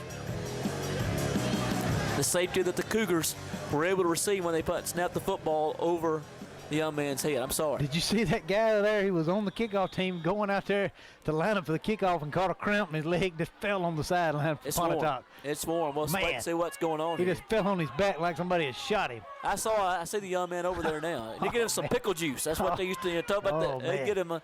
get those cramps out of him, that pickle juice, they tell me. But real quickly, talking about Andrew Pinson. I was at the 707 camp up in Boonville at Northeast back a couple of weeks ago as they'll step into the football, and it looks like it's going to be Westbrook. That thing's rolling loosely on the ground. And Westbrook will pick it up. He's in trouble. Needs a block, getting outside, and will be knocked off his feet. What great Nice special play. team coverage that time for the Warriors. And Putt, the young man who's been punting the football, Cody Putt, did a great job. That junior did a good job on special teams that time, Mike. He just reached out with those long arms and held on to a jersey and was able to bring him to the ground, and did a good job that time of bringing him down before he really got his wheels under him. As Westbrooks, as we've already mentioned several times tonight, he's very elusive, and that time Putt did a nice job of coverage. You know, it's a tough time to take care of the kick, too. Sometimes when the football's kicked off deep and a guy fumbles it, and, people run out of their lanes and get undisciplined, and sometimes you see guys take it the other way from time to time when that happens, and that time Putt did a good job of keeping an elusive guy, Westbrook, at check, and basically doing a good job of getting him down to the ground. First down and 10. The Cougars this time will have the pitch out here to Crudup. He dots the eye. We have a flag down on the play. As Crudup would be knocked off his feet, I think it's going on the line, Judge. It's probably going to be either a legal procedure against the Cougars, somebody jumped off, or either the Warriors were offside. It's usually what's the indication. But we'll see what the call is. We'll see if it's offsides on Pontotoc, or the Cougars. The legal motion is going to be the call. Well, needless to say, we'll get back to Andrew Pinson a few moments ago. At the 7-on-7 count, Coach Morton, who I hold in high esteem, now, of course, the former coach of the Warriors, and now actually I think he does some assisting. I don't live in town, so I think he does do some part-time work with the Warriors. I know he's in the ministry now at West Heights, but needless to say, he used to be an offensive coordinator at Itawamba, made the statement to me over at in Boonville that Andrew Crudup was a very special player. If Andrew Crudup figured out that he was a special player. Right. Talked about he had opportunity. He said, I'll just tell you, he said he has Sunday ability. And, in fact, he made a comparison to him to being like a former player that he had when he was the offensive coordinator at Itawamba. He compared him to Deuce Staley. I think that's a real high compliment, Mike. You're exactly right. He's definitely got the tools if he gets his head on straight, and the determination that it takes to go to that next level and be the kind of athlete that it's going to take at that next level. But he definitely has the ability, and we've seen it here tonight as he's really turned it on when he had to here tonight and come up with both of the big plays for the Warrior scores. You see Coach Paul Dees talking to his offensive staff here for the Cougars as they've received the penalty. They're in a little bit of trouble right now, and needless to say, I think Coach Dees has done really a wonderful job here for this South Pontotoc football program. I think he's taken them to a couple of playoff appearances since he's been here, and I think he's underrated as a football coach, and I think he does a great job here, and he's made this football program here at South Pontotoc be more and more competitive over the last couple of years, and they have seemed to have gotten better year in, year out for the last 3, 4, 5 years, Mike. You're exactly right. He's a nice guy too, and very deserving of everything that he's doing here at South Pontotoc.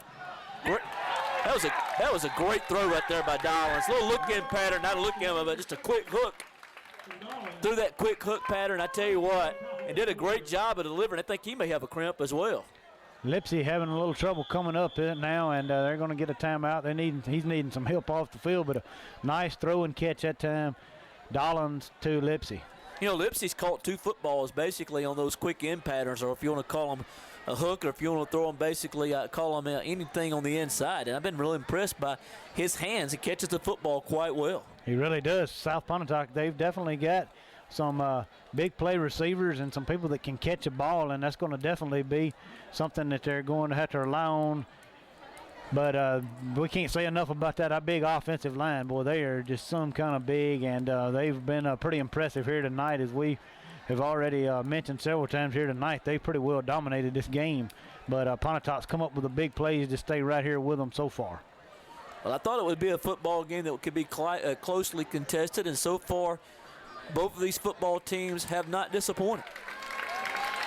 I've been impressed with the effort of both football teams, too. I think they're really getting after each other out there, and I think that's, obviously something you're going to see when two football teams that are rivals get together. And that's why we see maybe two guys getting into, a little bit of an altercation. But, cooler heads did prevail, and that's okay. I mean, right. If you're a competitor, that's going to happen sometime. You're exactly right. 2nd and 3 after the nice pickup of about 12 from Lipsy and Dollins. Split wide to the left. I think that's Chisholm in the slot to the left. That's Westbrook. They'll have, I think that is Kazi, and they'll throw the little slit screen out here to Westbrook. Westbrook will find first down country, as they'll be up close to around the 20, basically around the 29-yard line, maybe the 28.5. But should move the chains, Mike. I think he got the first down. You're exactly right, as Hamilton that time covering once again for the Warriors. Didn't stop him until the first down is achieved there for the Cougars, and they moved the change here, and South Pontotoc doing a good job of getting out of kind of a hole, as you mentioned there earlier, Paul. They had their backs there to the wall, but have come a long way here and have picked up first down territory. Siskowicz is split wide to the left and thinks Chisholm in the slot to the left. Again, dot in the eye is, again, the running back, Crudup in trouble in the backfield, and will be knocked off his feet for a loss. The Warrior defense does the job. You're exactly right. Lipsy that time, the first one there for the Warriors, and bring him down for a loss that time. And that's what you have to do, is you have to keep Andrew Crudup from getting up the field there and breaking that initial line of scrimmage, and that's exactly what the Warriors were able to do. Well, we'll have the heat break here, and we'll take it the timeout with the heat break as well. We'll be back after these messages from our local sponsors.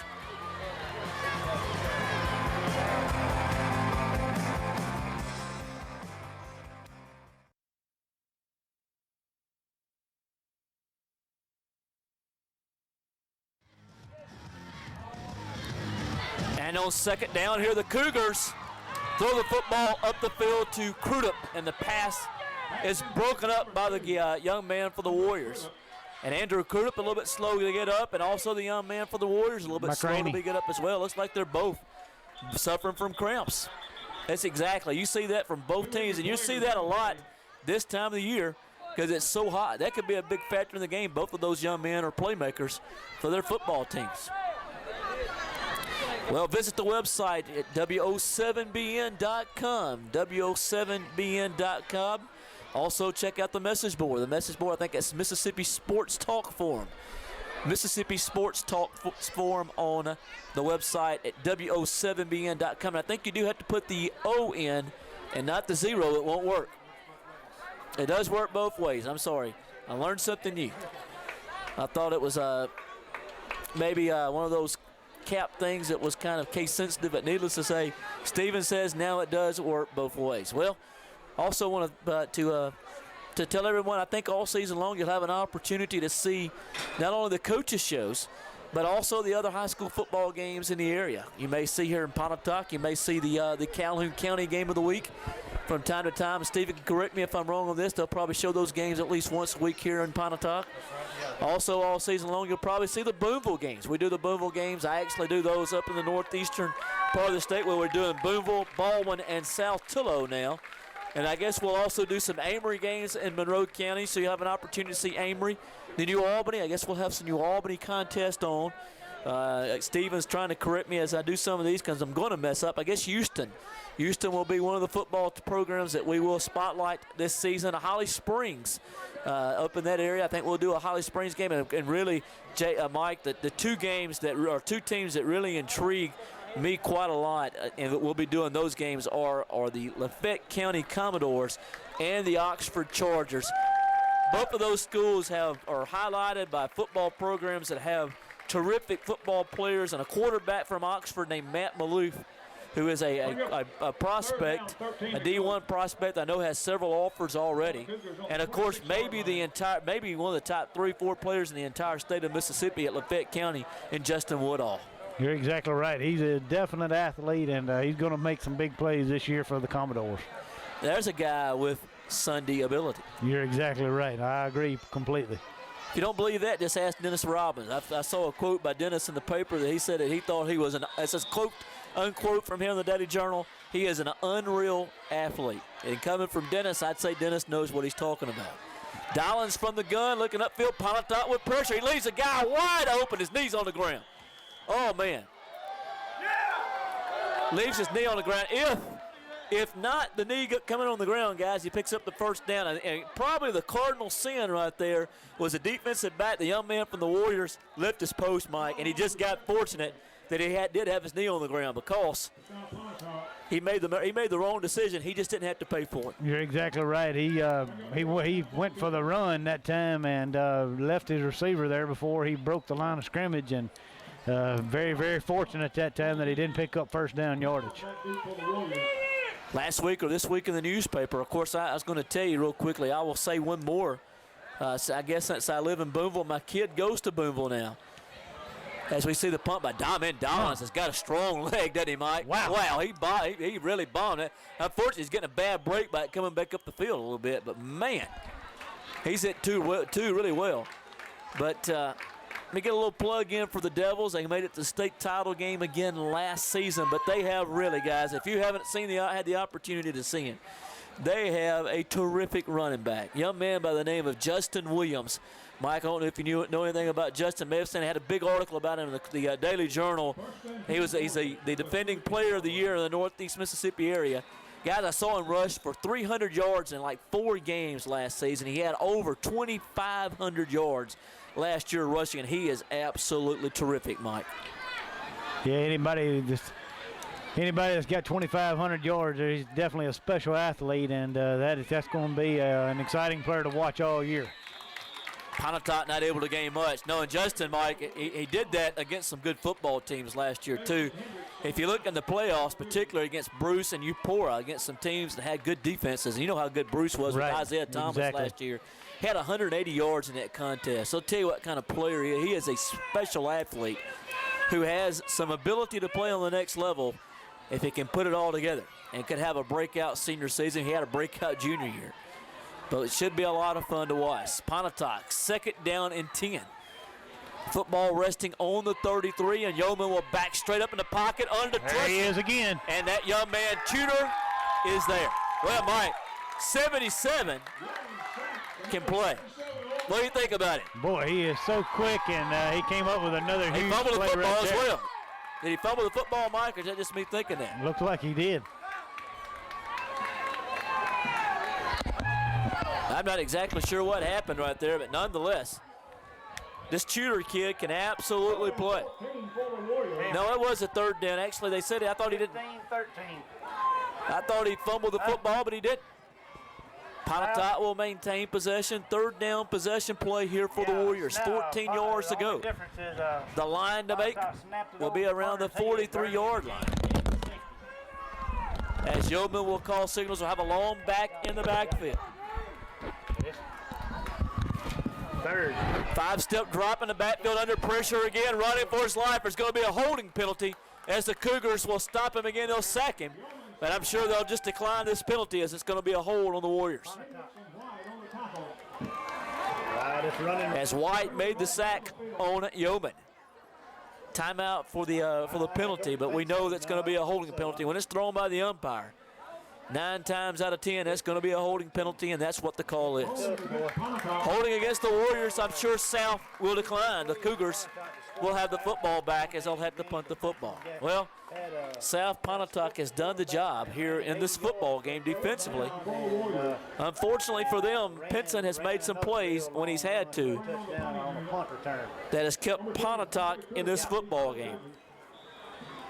Crudup will be back around the 48-yard line. As Putt will step into the game, he'll be around the 9-yard line. He'll wait back the pass back from center. Been a couple balls that have skipped the earth, but they've been able to maintain possession and punt the ball, so it should be interesting to see exactly what happens. There's going to be a whistle and a timeout on the field. Looks like Pontotoc's going to take a timeout. Let's tell you what, let's take it with them as well. We'll be back after these messages. You're watching South Pontotoc football on Vista Media 3. A lot of crowd.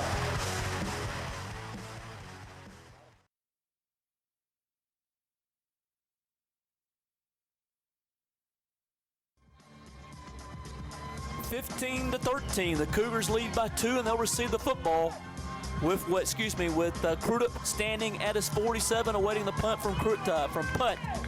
And a football game, Mike, that has all the earmarks of going right down to the wire. You're exactly right. Another flag here as the Crudup will await it. Man, a great hands. Oh, baby. Look out. Oh, baby. As he'll be knocked down short of the 47. Penalty flag down. I tell you what, that was thrown by a line judge again. So that's one of those plays that looks like it's going to be either offside against the Cougars or the Warriors. Maybe someone maybe jump the snap can. If it's against the Warriors, I wouldn't be surprised South wouldn't take the penalty and make them put the football again, see if they couldn't get the ball in Crudup's hands. Here's a false start against the Warriors. I would be surprised if Coach Dees wouldn't want to make them punt the football. But it looks like they're going to decline the penalty, and they're going to take the football because they do have good field position.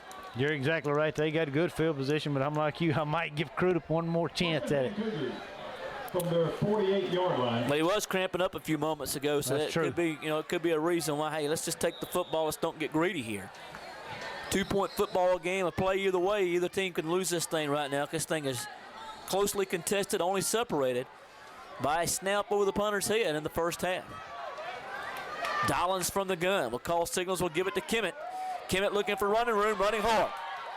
Inside the 40, knocked down at the 37-yard line. Boy, he's a good-looking sophomore, Mike. He really is. He runs the ball well and has good vision up the field and eluded a few defenders that time and picked up huge yardage there for South Pontotoc. And now they're in striking distance here on about the 36-yard line. Kimmett's a 5'9", 167-pound sophomore. And I tell you what, he's been impressive tonight for the Cougars. Split wide to the left for South Pontotoc. I think that's Cepeda in the football game on the slot. That's going to be Siskowicz as Dollins will run the football on the left side, and he's in trouble. And he's going to be knocked down somewhere around the 35-yard line as he maybe got a yard. But I want to tell you what, boy, he has a load to bring down. We may have an ACL or something right there. That doesn't look good at all. No, it really doesn't. He's not moving any at all and holding that left knee, and that's not a good sign right there. Well, we can hope that's a cramp, but it sure doesn't look like it. I tell you what, let's take a timeout in that young man's behalf. We can only hope he's okay. We'll be back after these messages from our local sponsors.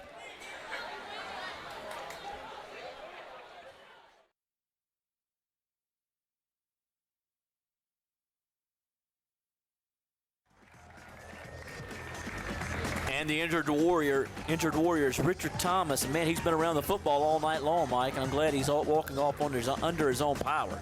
Good-looking athlete. Like I said, I don't recall that name from Pontotoc's team last year. I'm not sure if he's a newcomer or what, but he's got good size and looks like he's going to be a big part of this Warrior defense for the Warriors this year. Hope he is okay. He did come off the field under his own power, so that's a good sign. Lipsy split wide to the right, and the slot to the right is Westbrook.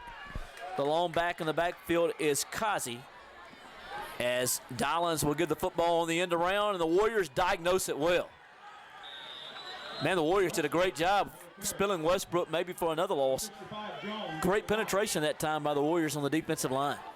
Lavert Jones, 263-pound junior, 65 for the Warriors with a big play that time. And that's going to put South Pontotoc in a third and long situation here.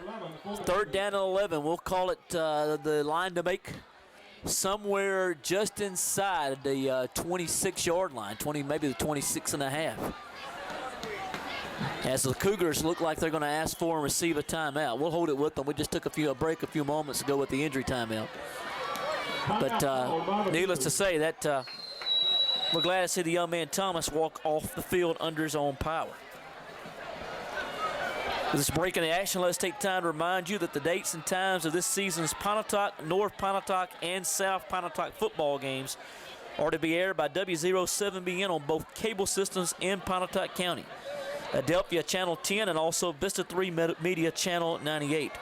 They will be posted in the sports section of the Pontotoc Progress each week, so pick up a copy of the Pontotoc Progress on Wednesdays to keep up with all the news and sports happenings in Pontotoc County.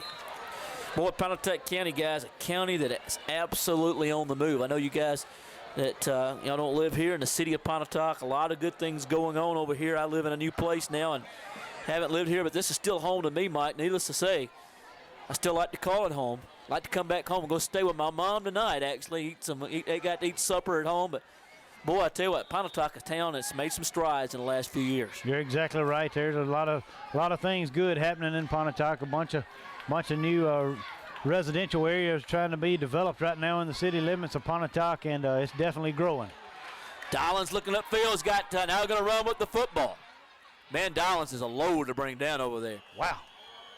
I tell you what, that time, if Dollins would have been patient, I believe he had so much time. There was nobody within 10 yards of him, and allowed Crudup to get up the field. It could have been 6, Mike. It really could have been. You're exactly right. He had a bunch of room out there. There's only one problem with that, Mike. When you have something break down like that, the quarterback does roll to the right. It rolls to the left, doesn't matter. There's always that possibility. If he doesn't throw the football pretty quickly, he's going to have a lineman up the field, though, and ineligible. You're exactly right. I think that right there could have been what happened that time there is Dollins, he took the ball there late and took the ball up the field, and we're at the end of the third quarter here. All 4 fingers will go in the air by both football teams as we're going to the 4th and final stanza in this football game. South Pontotoc up by a score of 15-13 in a battle of South Pontotoc, a Pontotoc County tradition. We'll be back after these messages. You're watching Pontotoc, South Pontotoc football on Vista Media 3.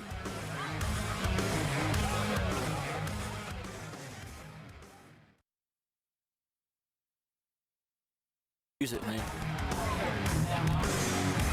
12 minutes to go in the football game. 4th and final quarter underway. South Pontotoc will bring Crudup back into the football game. Split him wide to the right. Again, Westbrook will be right behind him, split wide to the right. They have twins to the right. Dollins from the gun. Again, they'll have Lipsy split wide to the left. As the Cougars will go forward here on 4th down and 5. And man, South Pontotoc got the break they wanted. Goodness. You know, that may have been exactly what South wanted to do. It looked like he saw some cadence that time, maybe giving the Warriors some problems. Little head bobbing that time maybe by the quarterback, and the Cougars were successful drawing the Warriors off sides. How big is that? Well, will it be a first down, Mike, or will it be one of those deals where it's really close? I'm not sure. It depends on what the line sticks are. It was first down. It is a first down. Man, there was a 4th and 5 to go for the penalty. So it must have been one of those left foot, right foot marks, and they must have the right one. Wow. That's a big play right there for South Pontotoc as they are now 1st and 10 on the 25-yard line. Same formation for the Cougars again. Dollins from the gun, quarterback draw. And the Warriors do a good job of just knocking him on the earth. I tell you what, he took a couple people for a ride. I think that's Miller, who's a 216-pound sophomore defensive lineman. That was a senior and a sophomore, and the senior took the sophomore for a ride. You're exactly right. He drug the people down the field for some 4 yards there, and South Pontotoc here, I don't think they really want to score that quick. They just want to keep the chains moving and methodically move the ball into the end zone right here to increase this lead here in the 4th quarter. Split wide to the right for the Cougars will be Siskowicz, as we'll have a flag. You know, I want to tell you something, Mike. I was saying this a few moments ago, and I really believe this is factual. South Pontotoc, from a numbers standpoint, has got to have more people than I've ever seen them have. But I'm going to tell you something. I would go on record right now to say, as we have the Cougars with the guilty of the infraction, will back them up 5. I want to say that more than likely this is also the biggest South Pontotoc football team that they've had in the history of this school as well. There's no way that they could have anybody that's bigger than this group of young men wearing the red and gray right now. They're absolutely huge. It's amazing how big the kids are these days. Man, the South Pontotoc has got some mass on that line. Tall sweep out here to Westbrook. Westbrook breaks a tackle and will be knocked off his feet around the 20. Somebody from Pontotoc had a shot at him, grabbed at the ankles, weren't able to bring him down. And Westbrook had earned another 7-8 yards on the play, and they overcome that penalty with a nice pickup on 2nd down. Brandon Seal, 4 from his cornerback position, finally got him down there, but he's picked up a 3rd down and 5 situation here is what they're going to be. So he got about 7 there on the carry after the penalty, and Pontotoc needs a stop right here. Boy, the Cougars have a lot of people in tight. Tall sweep again to Westbrook. Westbrook. Oh, goodness. Looks like he's going to have the first time. Well, he runs hard, doesn't he, Mike? I tell you. Boy, he runs hard. He puts his head down. It looked like he was going to be bounced off, and somebody was going to knock him down from getting the first down. But fortunately for the Cougars, he was able to pick it up. Unfortunately for the Warriors, they were unable to stop him. Richard Thomas back into the game for the Warriors was actually the one to make the stop right there. So maybe that young man is got his wheels back under him, and good to see him back in the game. First down yardage is achieved here by the Cougars. 10 minutes and counting here in the fourth and final stanza here from Cougar Field tonight. Well, the Cougars still are in the red zone. They've been in the red zone quite a few times tonight on the Warrior defense. Again, Dollins under center, and we'll get the football running hard with the ball for the Cougars. I think that may have been Crudup, or was that Westbrook? No, it was I think that was 40. Yeah, I think that was Kazi again. Man, there. I tell you what, the Cougars, this is something we talked about a few moments ago, or actually maybe we alluded to this earlier in the game, Mike, and I think this could be something that could be poetic right now. We talked about being hot, being tough to play out there, and that big offensive line for the Cougars could impose their will on the Warriors defensively late in the game, and you would think right now that the Cougars would try to do that again, just keep running the football hard with this big guy. They're so big and just keep leaning on him. That's what they're doing, Mike, and they're just absolutely killing them right now between the tackles. You're exactly right. That's Kazi again getting his number called, and he's doing the right thing right now. He's just running the ball hard, low to the ground, and picking up big yardage there once again for the Cougars, and it's very, very close to first down yardage, and actually I believe he may have it. They might be better off if they didn't get the first down. If you're South Pontotoc, right. They have probably about 6 times the score inside the 6 right now, that big line, because, for Pontotoc, they may hope this is a first down. You're exactly right. That's a very good point here, as they are going to bring the chains in to measure this one. Boy, I tell you what, if I'm Coach Dees right now, I'm going to put those big hogs I got on that front wall. I'm going to say, guys, earn your bacon tonight. We're going to stake the bar tonight. But tonight, if you wanted to win this football game, we're going to let you win it for us. I don't think I would do anything right now real fancy. Kazi's still in the backfield. I believe I would ride him to the end zone right here. First down and goal to go for the Cougars. Boy, the Warriors had a big play on them defensively. Now's the time. First and goal to go from the 5. Again, they'll have Kazi in the backfield. I think that's also Crudup who dodged the eye. He fumbles the football, Mike. No, he didn't. I'm sorry. I lost the play totally right there. There's old Crudup once again coming up with a big touchdown there for the Cougars.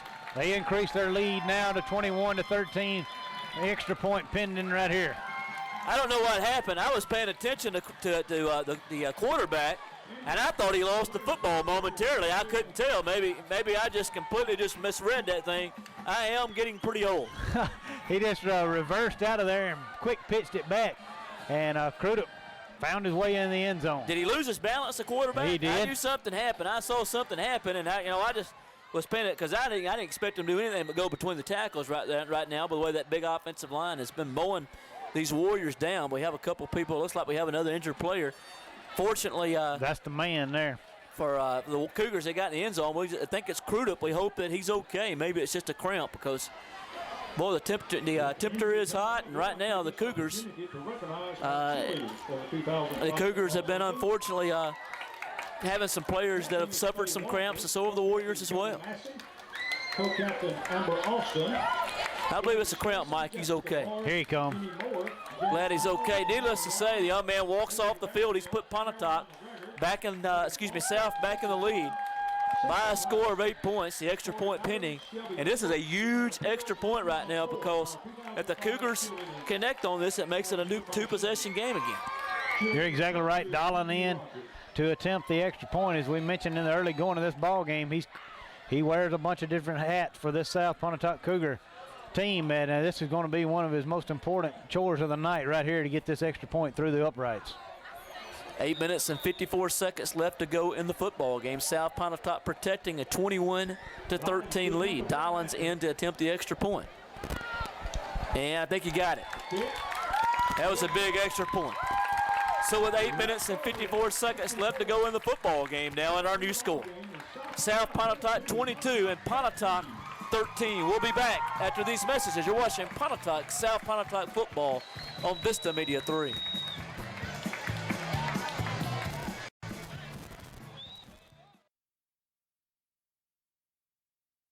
I'd say.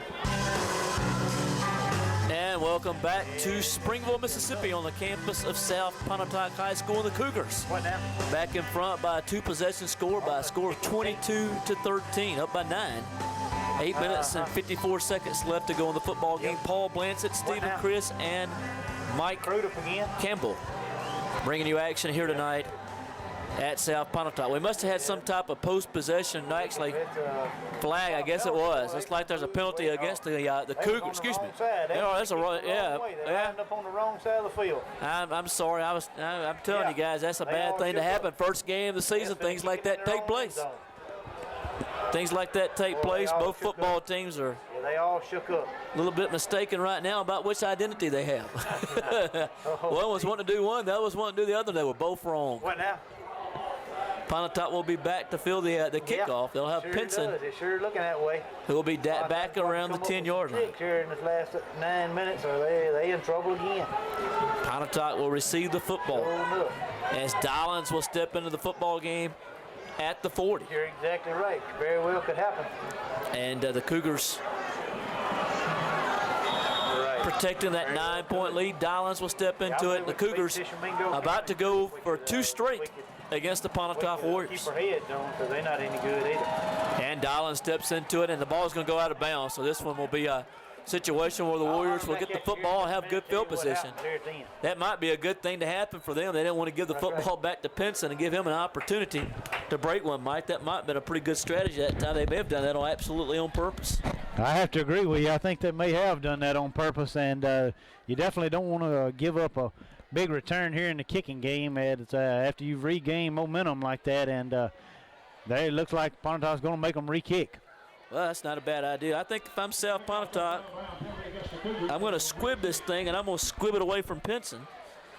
Because basically speaking right now in the football game, guys, to be perfectly honest with you, the score right now is South Pontotoc 22 and Andre Pinson 13.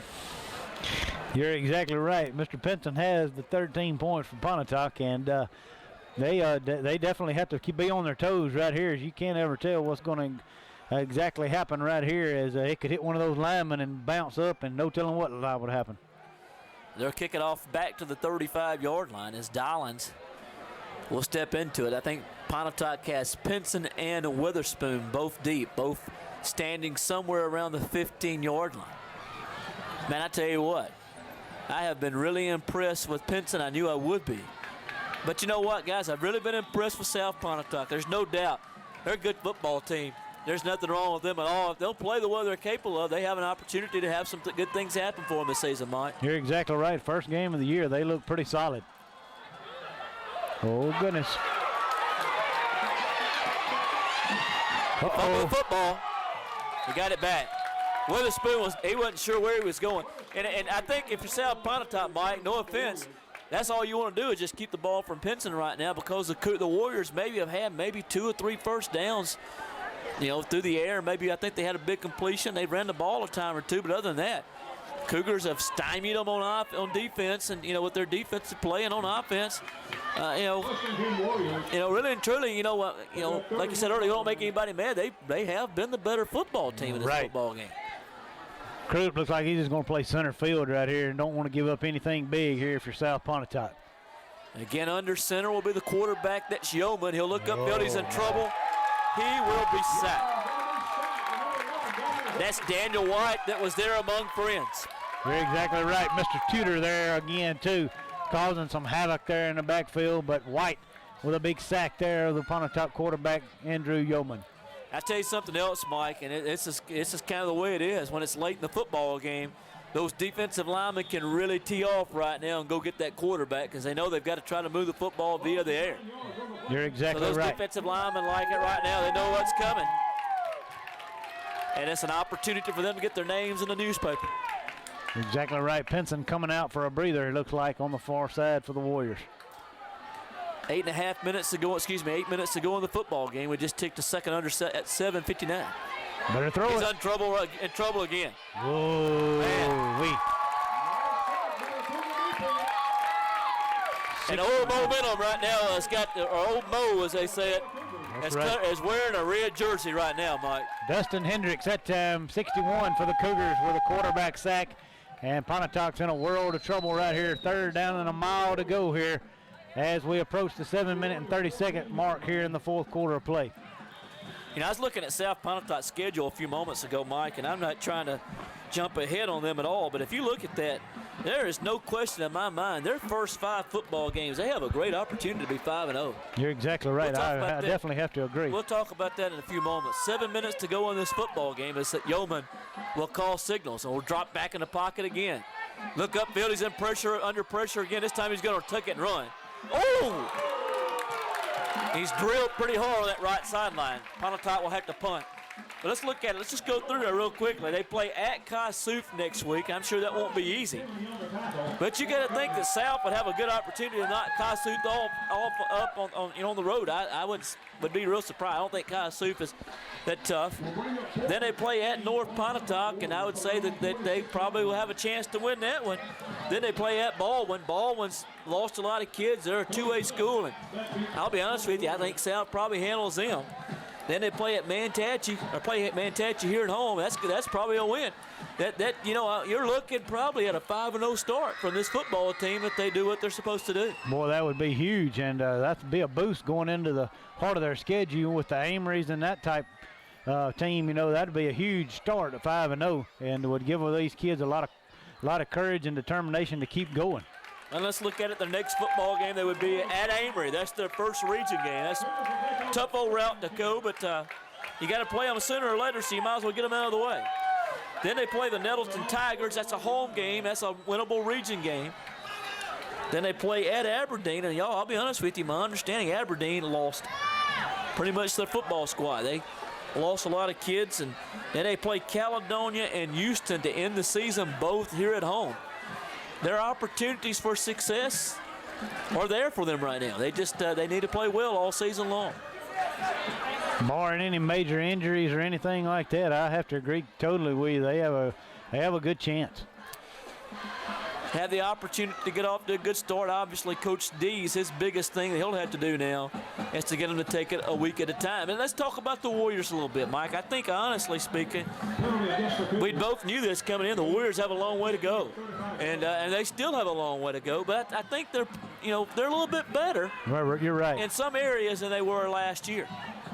You're right. They've got a little bit more favorable schedule this year than in the past few years, and that's going to definitely help help themselves a little bit by their scheduling. And they've got a couple chances. They've got North Pontotoc coming up here, and Ripley, New Albany, Saltillo, Tisch County. You know, there's a couple games in there that you definitely have. I wouldn't count Ripley in that one, Mike. No. Ripley, I understand, it has some really good athletes. Right. And, of course, they have a new football coach. Ripley has a new coach that came from Tennessee. We'll hold it here during the heat break.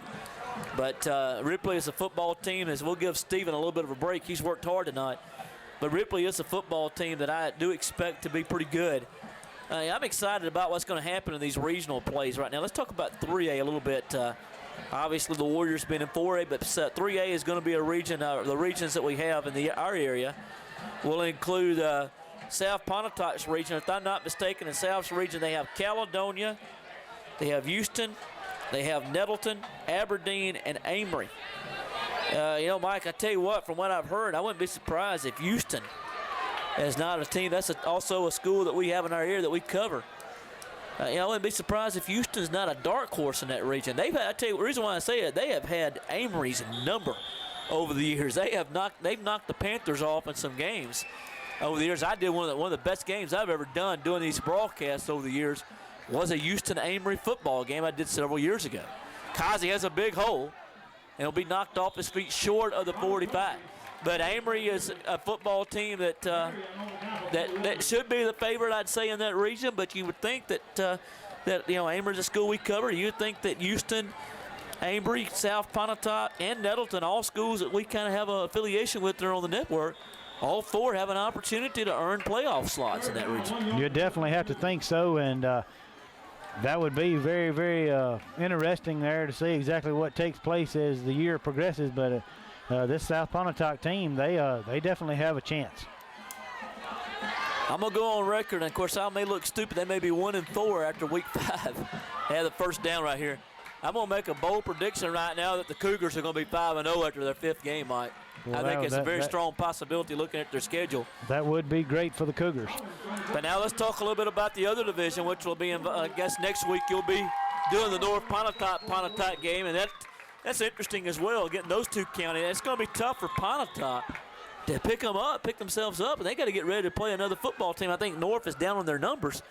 But North is a football program that's got back-to-back playoff appearances on themselves over the last couple of years. And, boy, they better not feel sorry for themselves too much or they'll take another L. You're exactly right. It's going to be a challenge just as it was last year for this Warrior football team to keep going. You know, this is going to be 11 straight, barring some major happening here. You know, they could be looking at 11 straight losses, and you know, any team, you know, it's hard to keep going and keep persevering. But this coaching staff did a great job of keeping them together last year.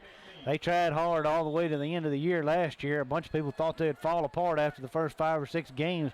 They kept trying, but there just wasn't a whole lot there, and they gave it a great effort. And you'd have to think that this Pontotoc team would do the same again this year.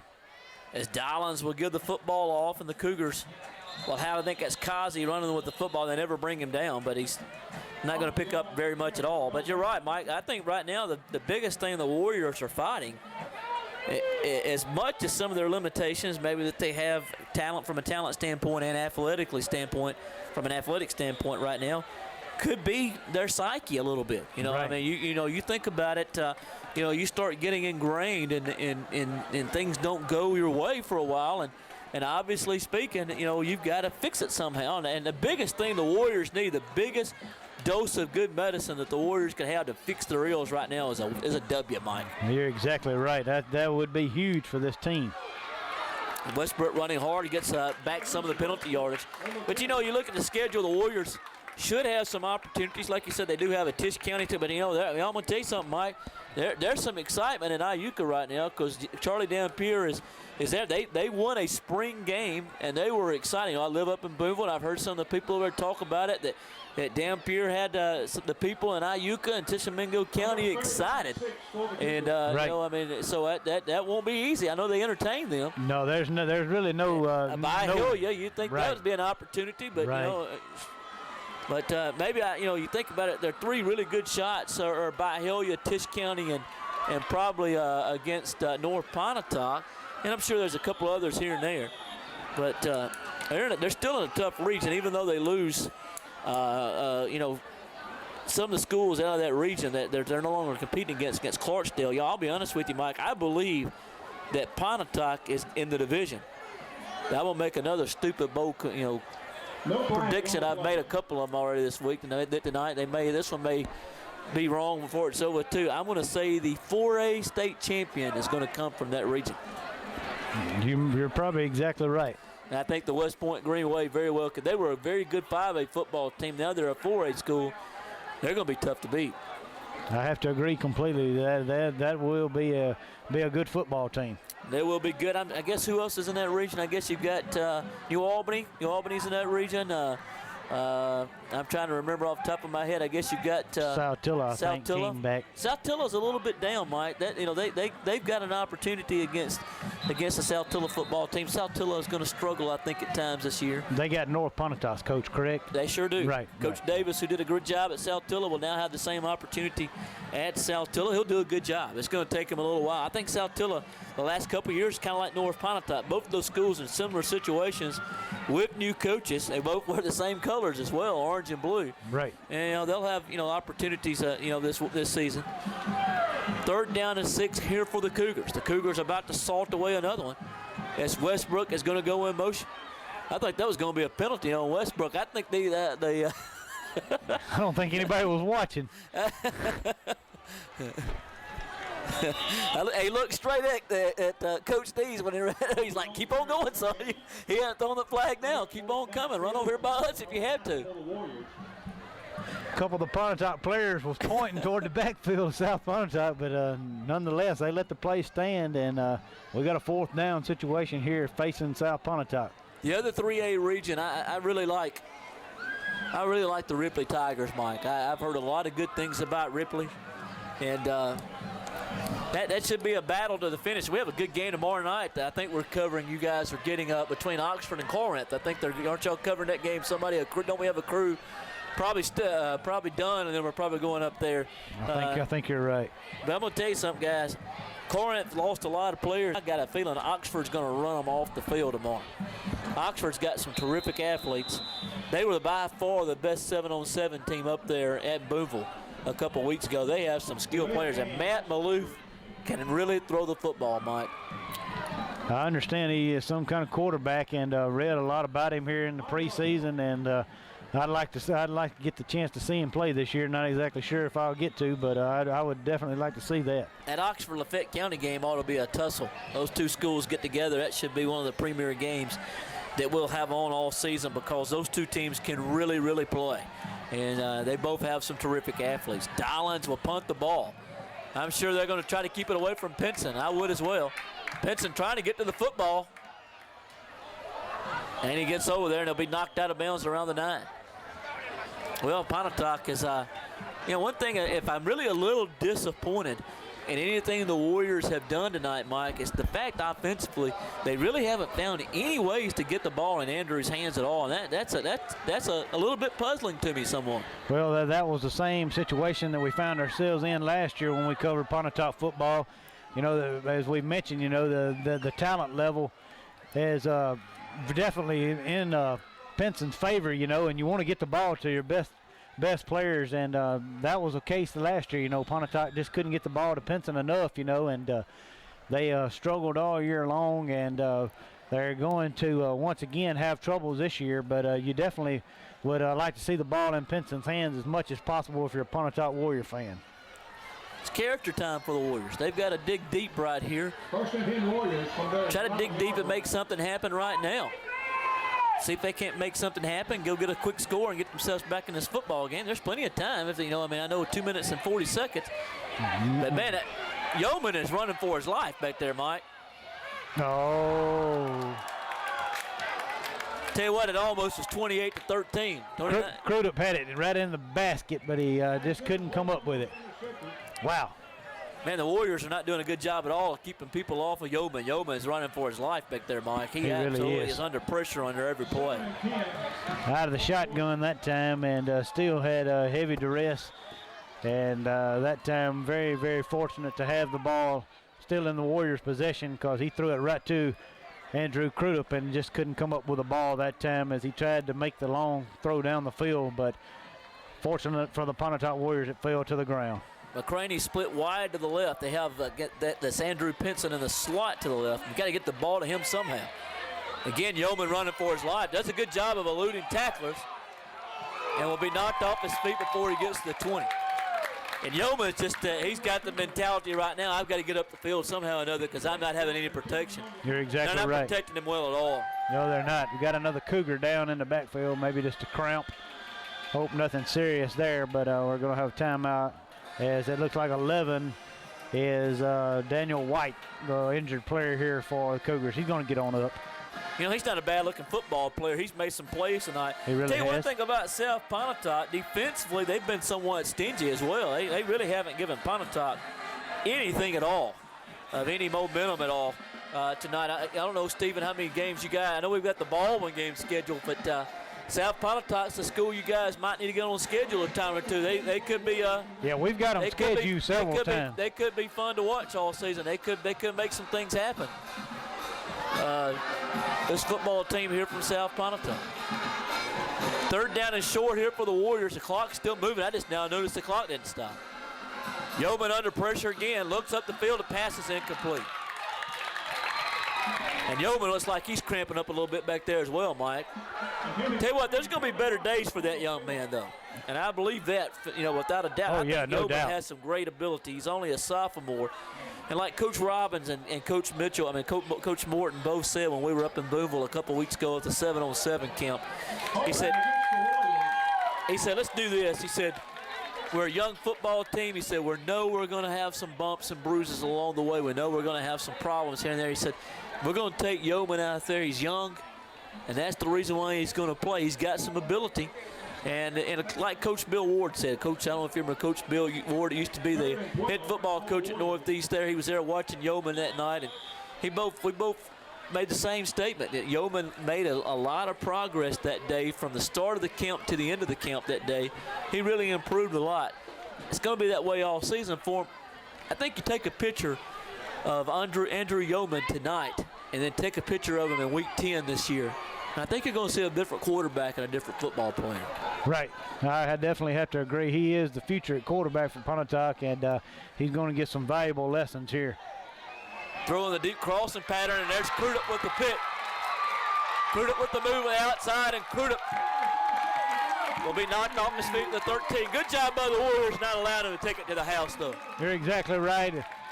Crudup, he gave him one a while ago back, and this time he takes it and has secured the ball here with less than 2 minutes remaining here in this contest.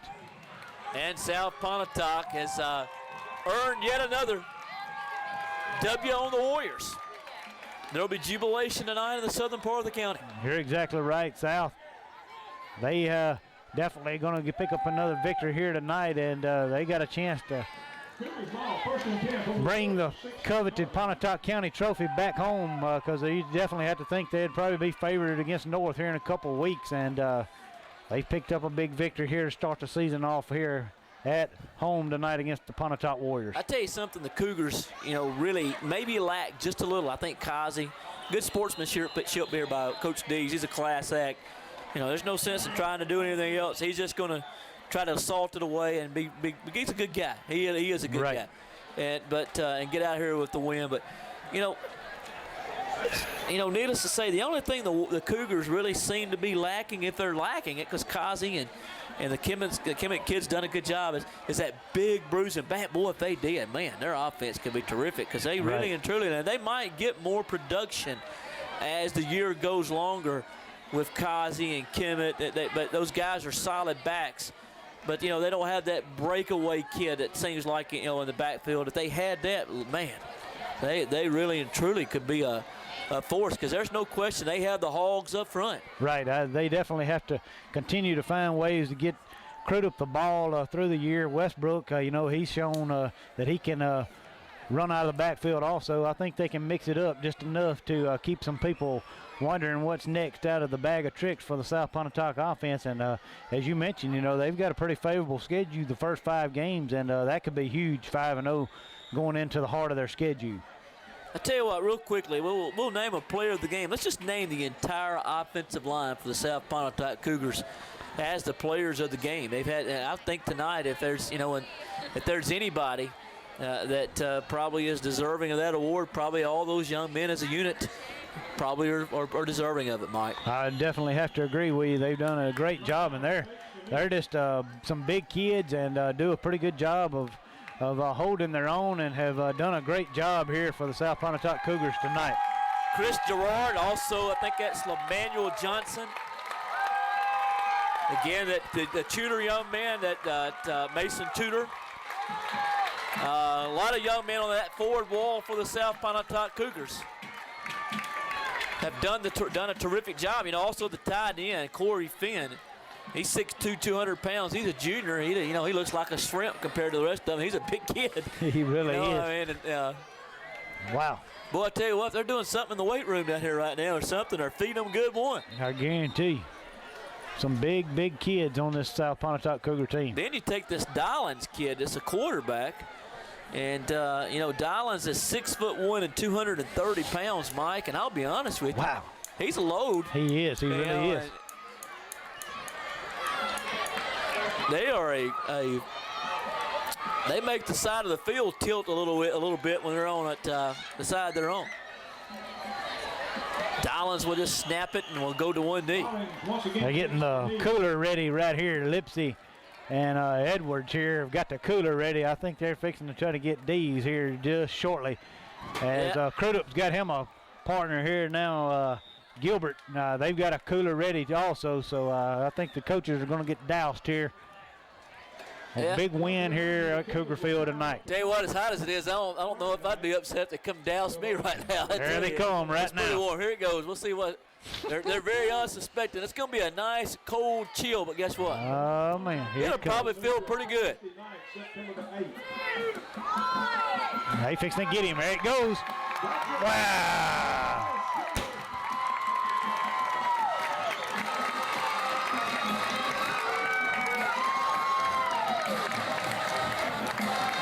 And the Cougars have won the football game 22-13. As we'll wait for both teams to go on the field. And the Cougars, the victorious Cougars, will go to the field. The cannon goes off again. Well, Mike, it was good to get football season underway once more. As for Pontotoc, it will be a disappointing trip back home, but fortunately for them, I think there's going to be better days ahead. I think you're going to see this football team from Pontotoc get better as the season gets a little bit longer, and they'll get some W's. I think the Warriors are going to get a few wins this year, Mike. It's just going to be a process. I'm not from Pontotoc as far as the school is concerned like you are, Mike, but we've done so many games with theirs over the years. I feel like they're almost my adopted team in a way, somewhat. I don't know if that makes sense or not. If you think about it over the years, it's just hard for the people that wear the black and gold to accept it. I know it's tough for me, and I don't even go to school there, went to school there, and I know it has to be tough for all. It's just hard to go from the Michael Pinson, Robert Bass days to no-win season, and that's what they went. And it's just, as you said, just hard to kind of grasp for the Warrior faithful. And it's going to be another difficult season, but we hope them the best and hope that they can somehow pick up that first victory here very soon. I think they will, and congratulations again to the South Pontotoc Cougars. They were victorious again tonight. 2 years in a row against the Pontotoc Warriors, the Cougars. And like you said earlier, we'll have an opportunity to earn that All-Pontotoc County Award in a year or so, in a week or so, when they'll have the opportunity to play against North Pontotoc. I think that football game is played on the road for South Pontotoc at North Pontotoc this year.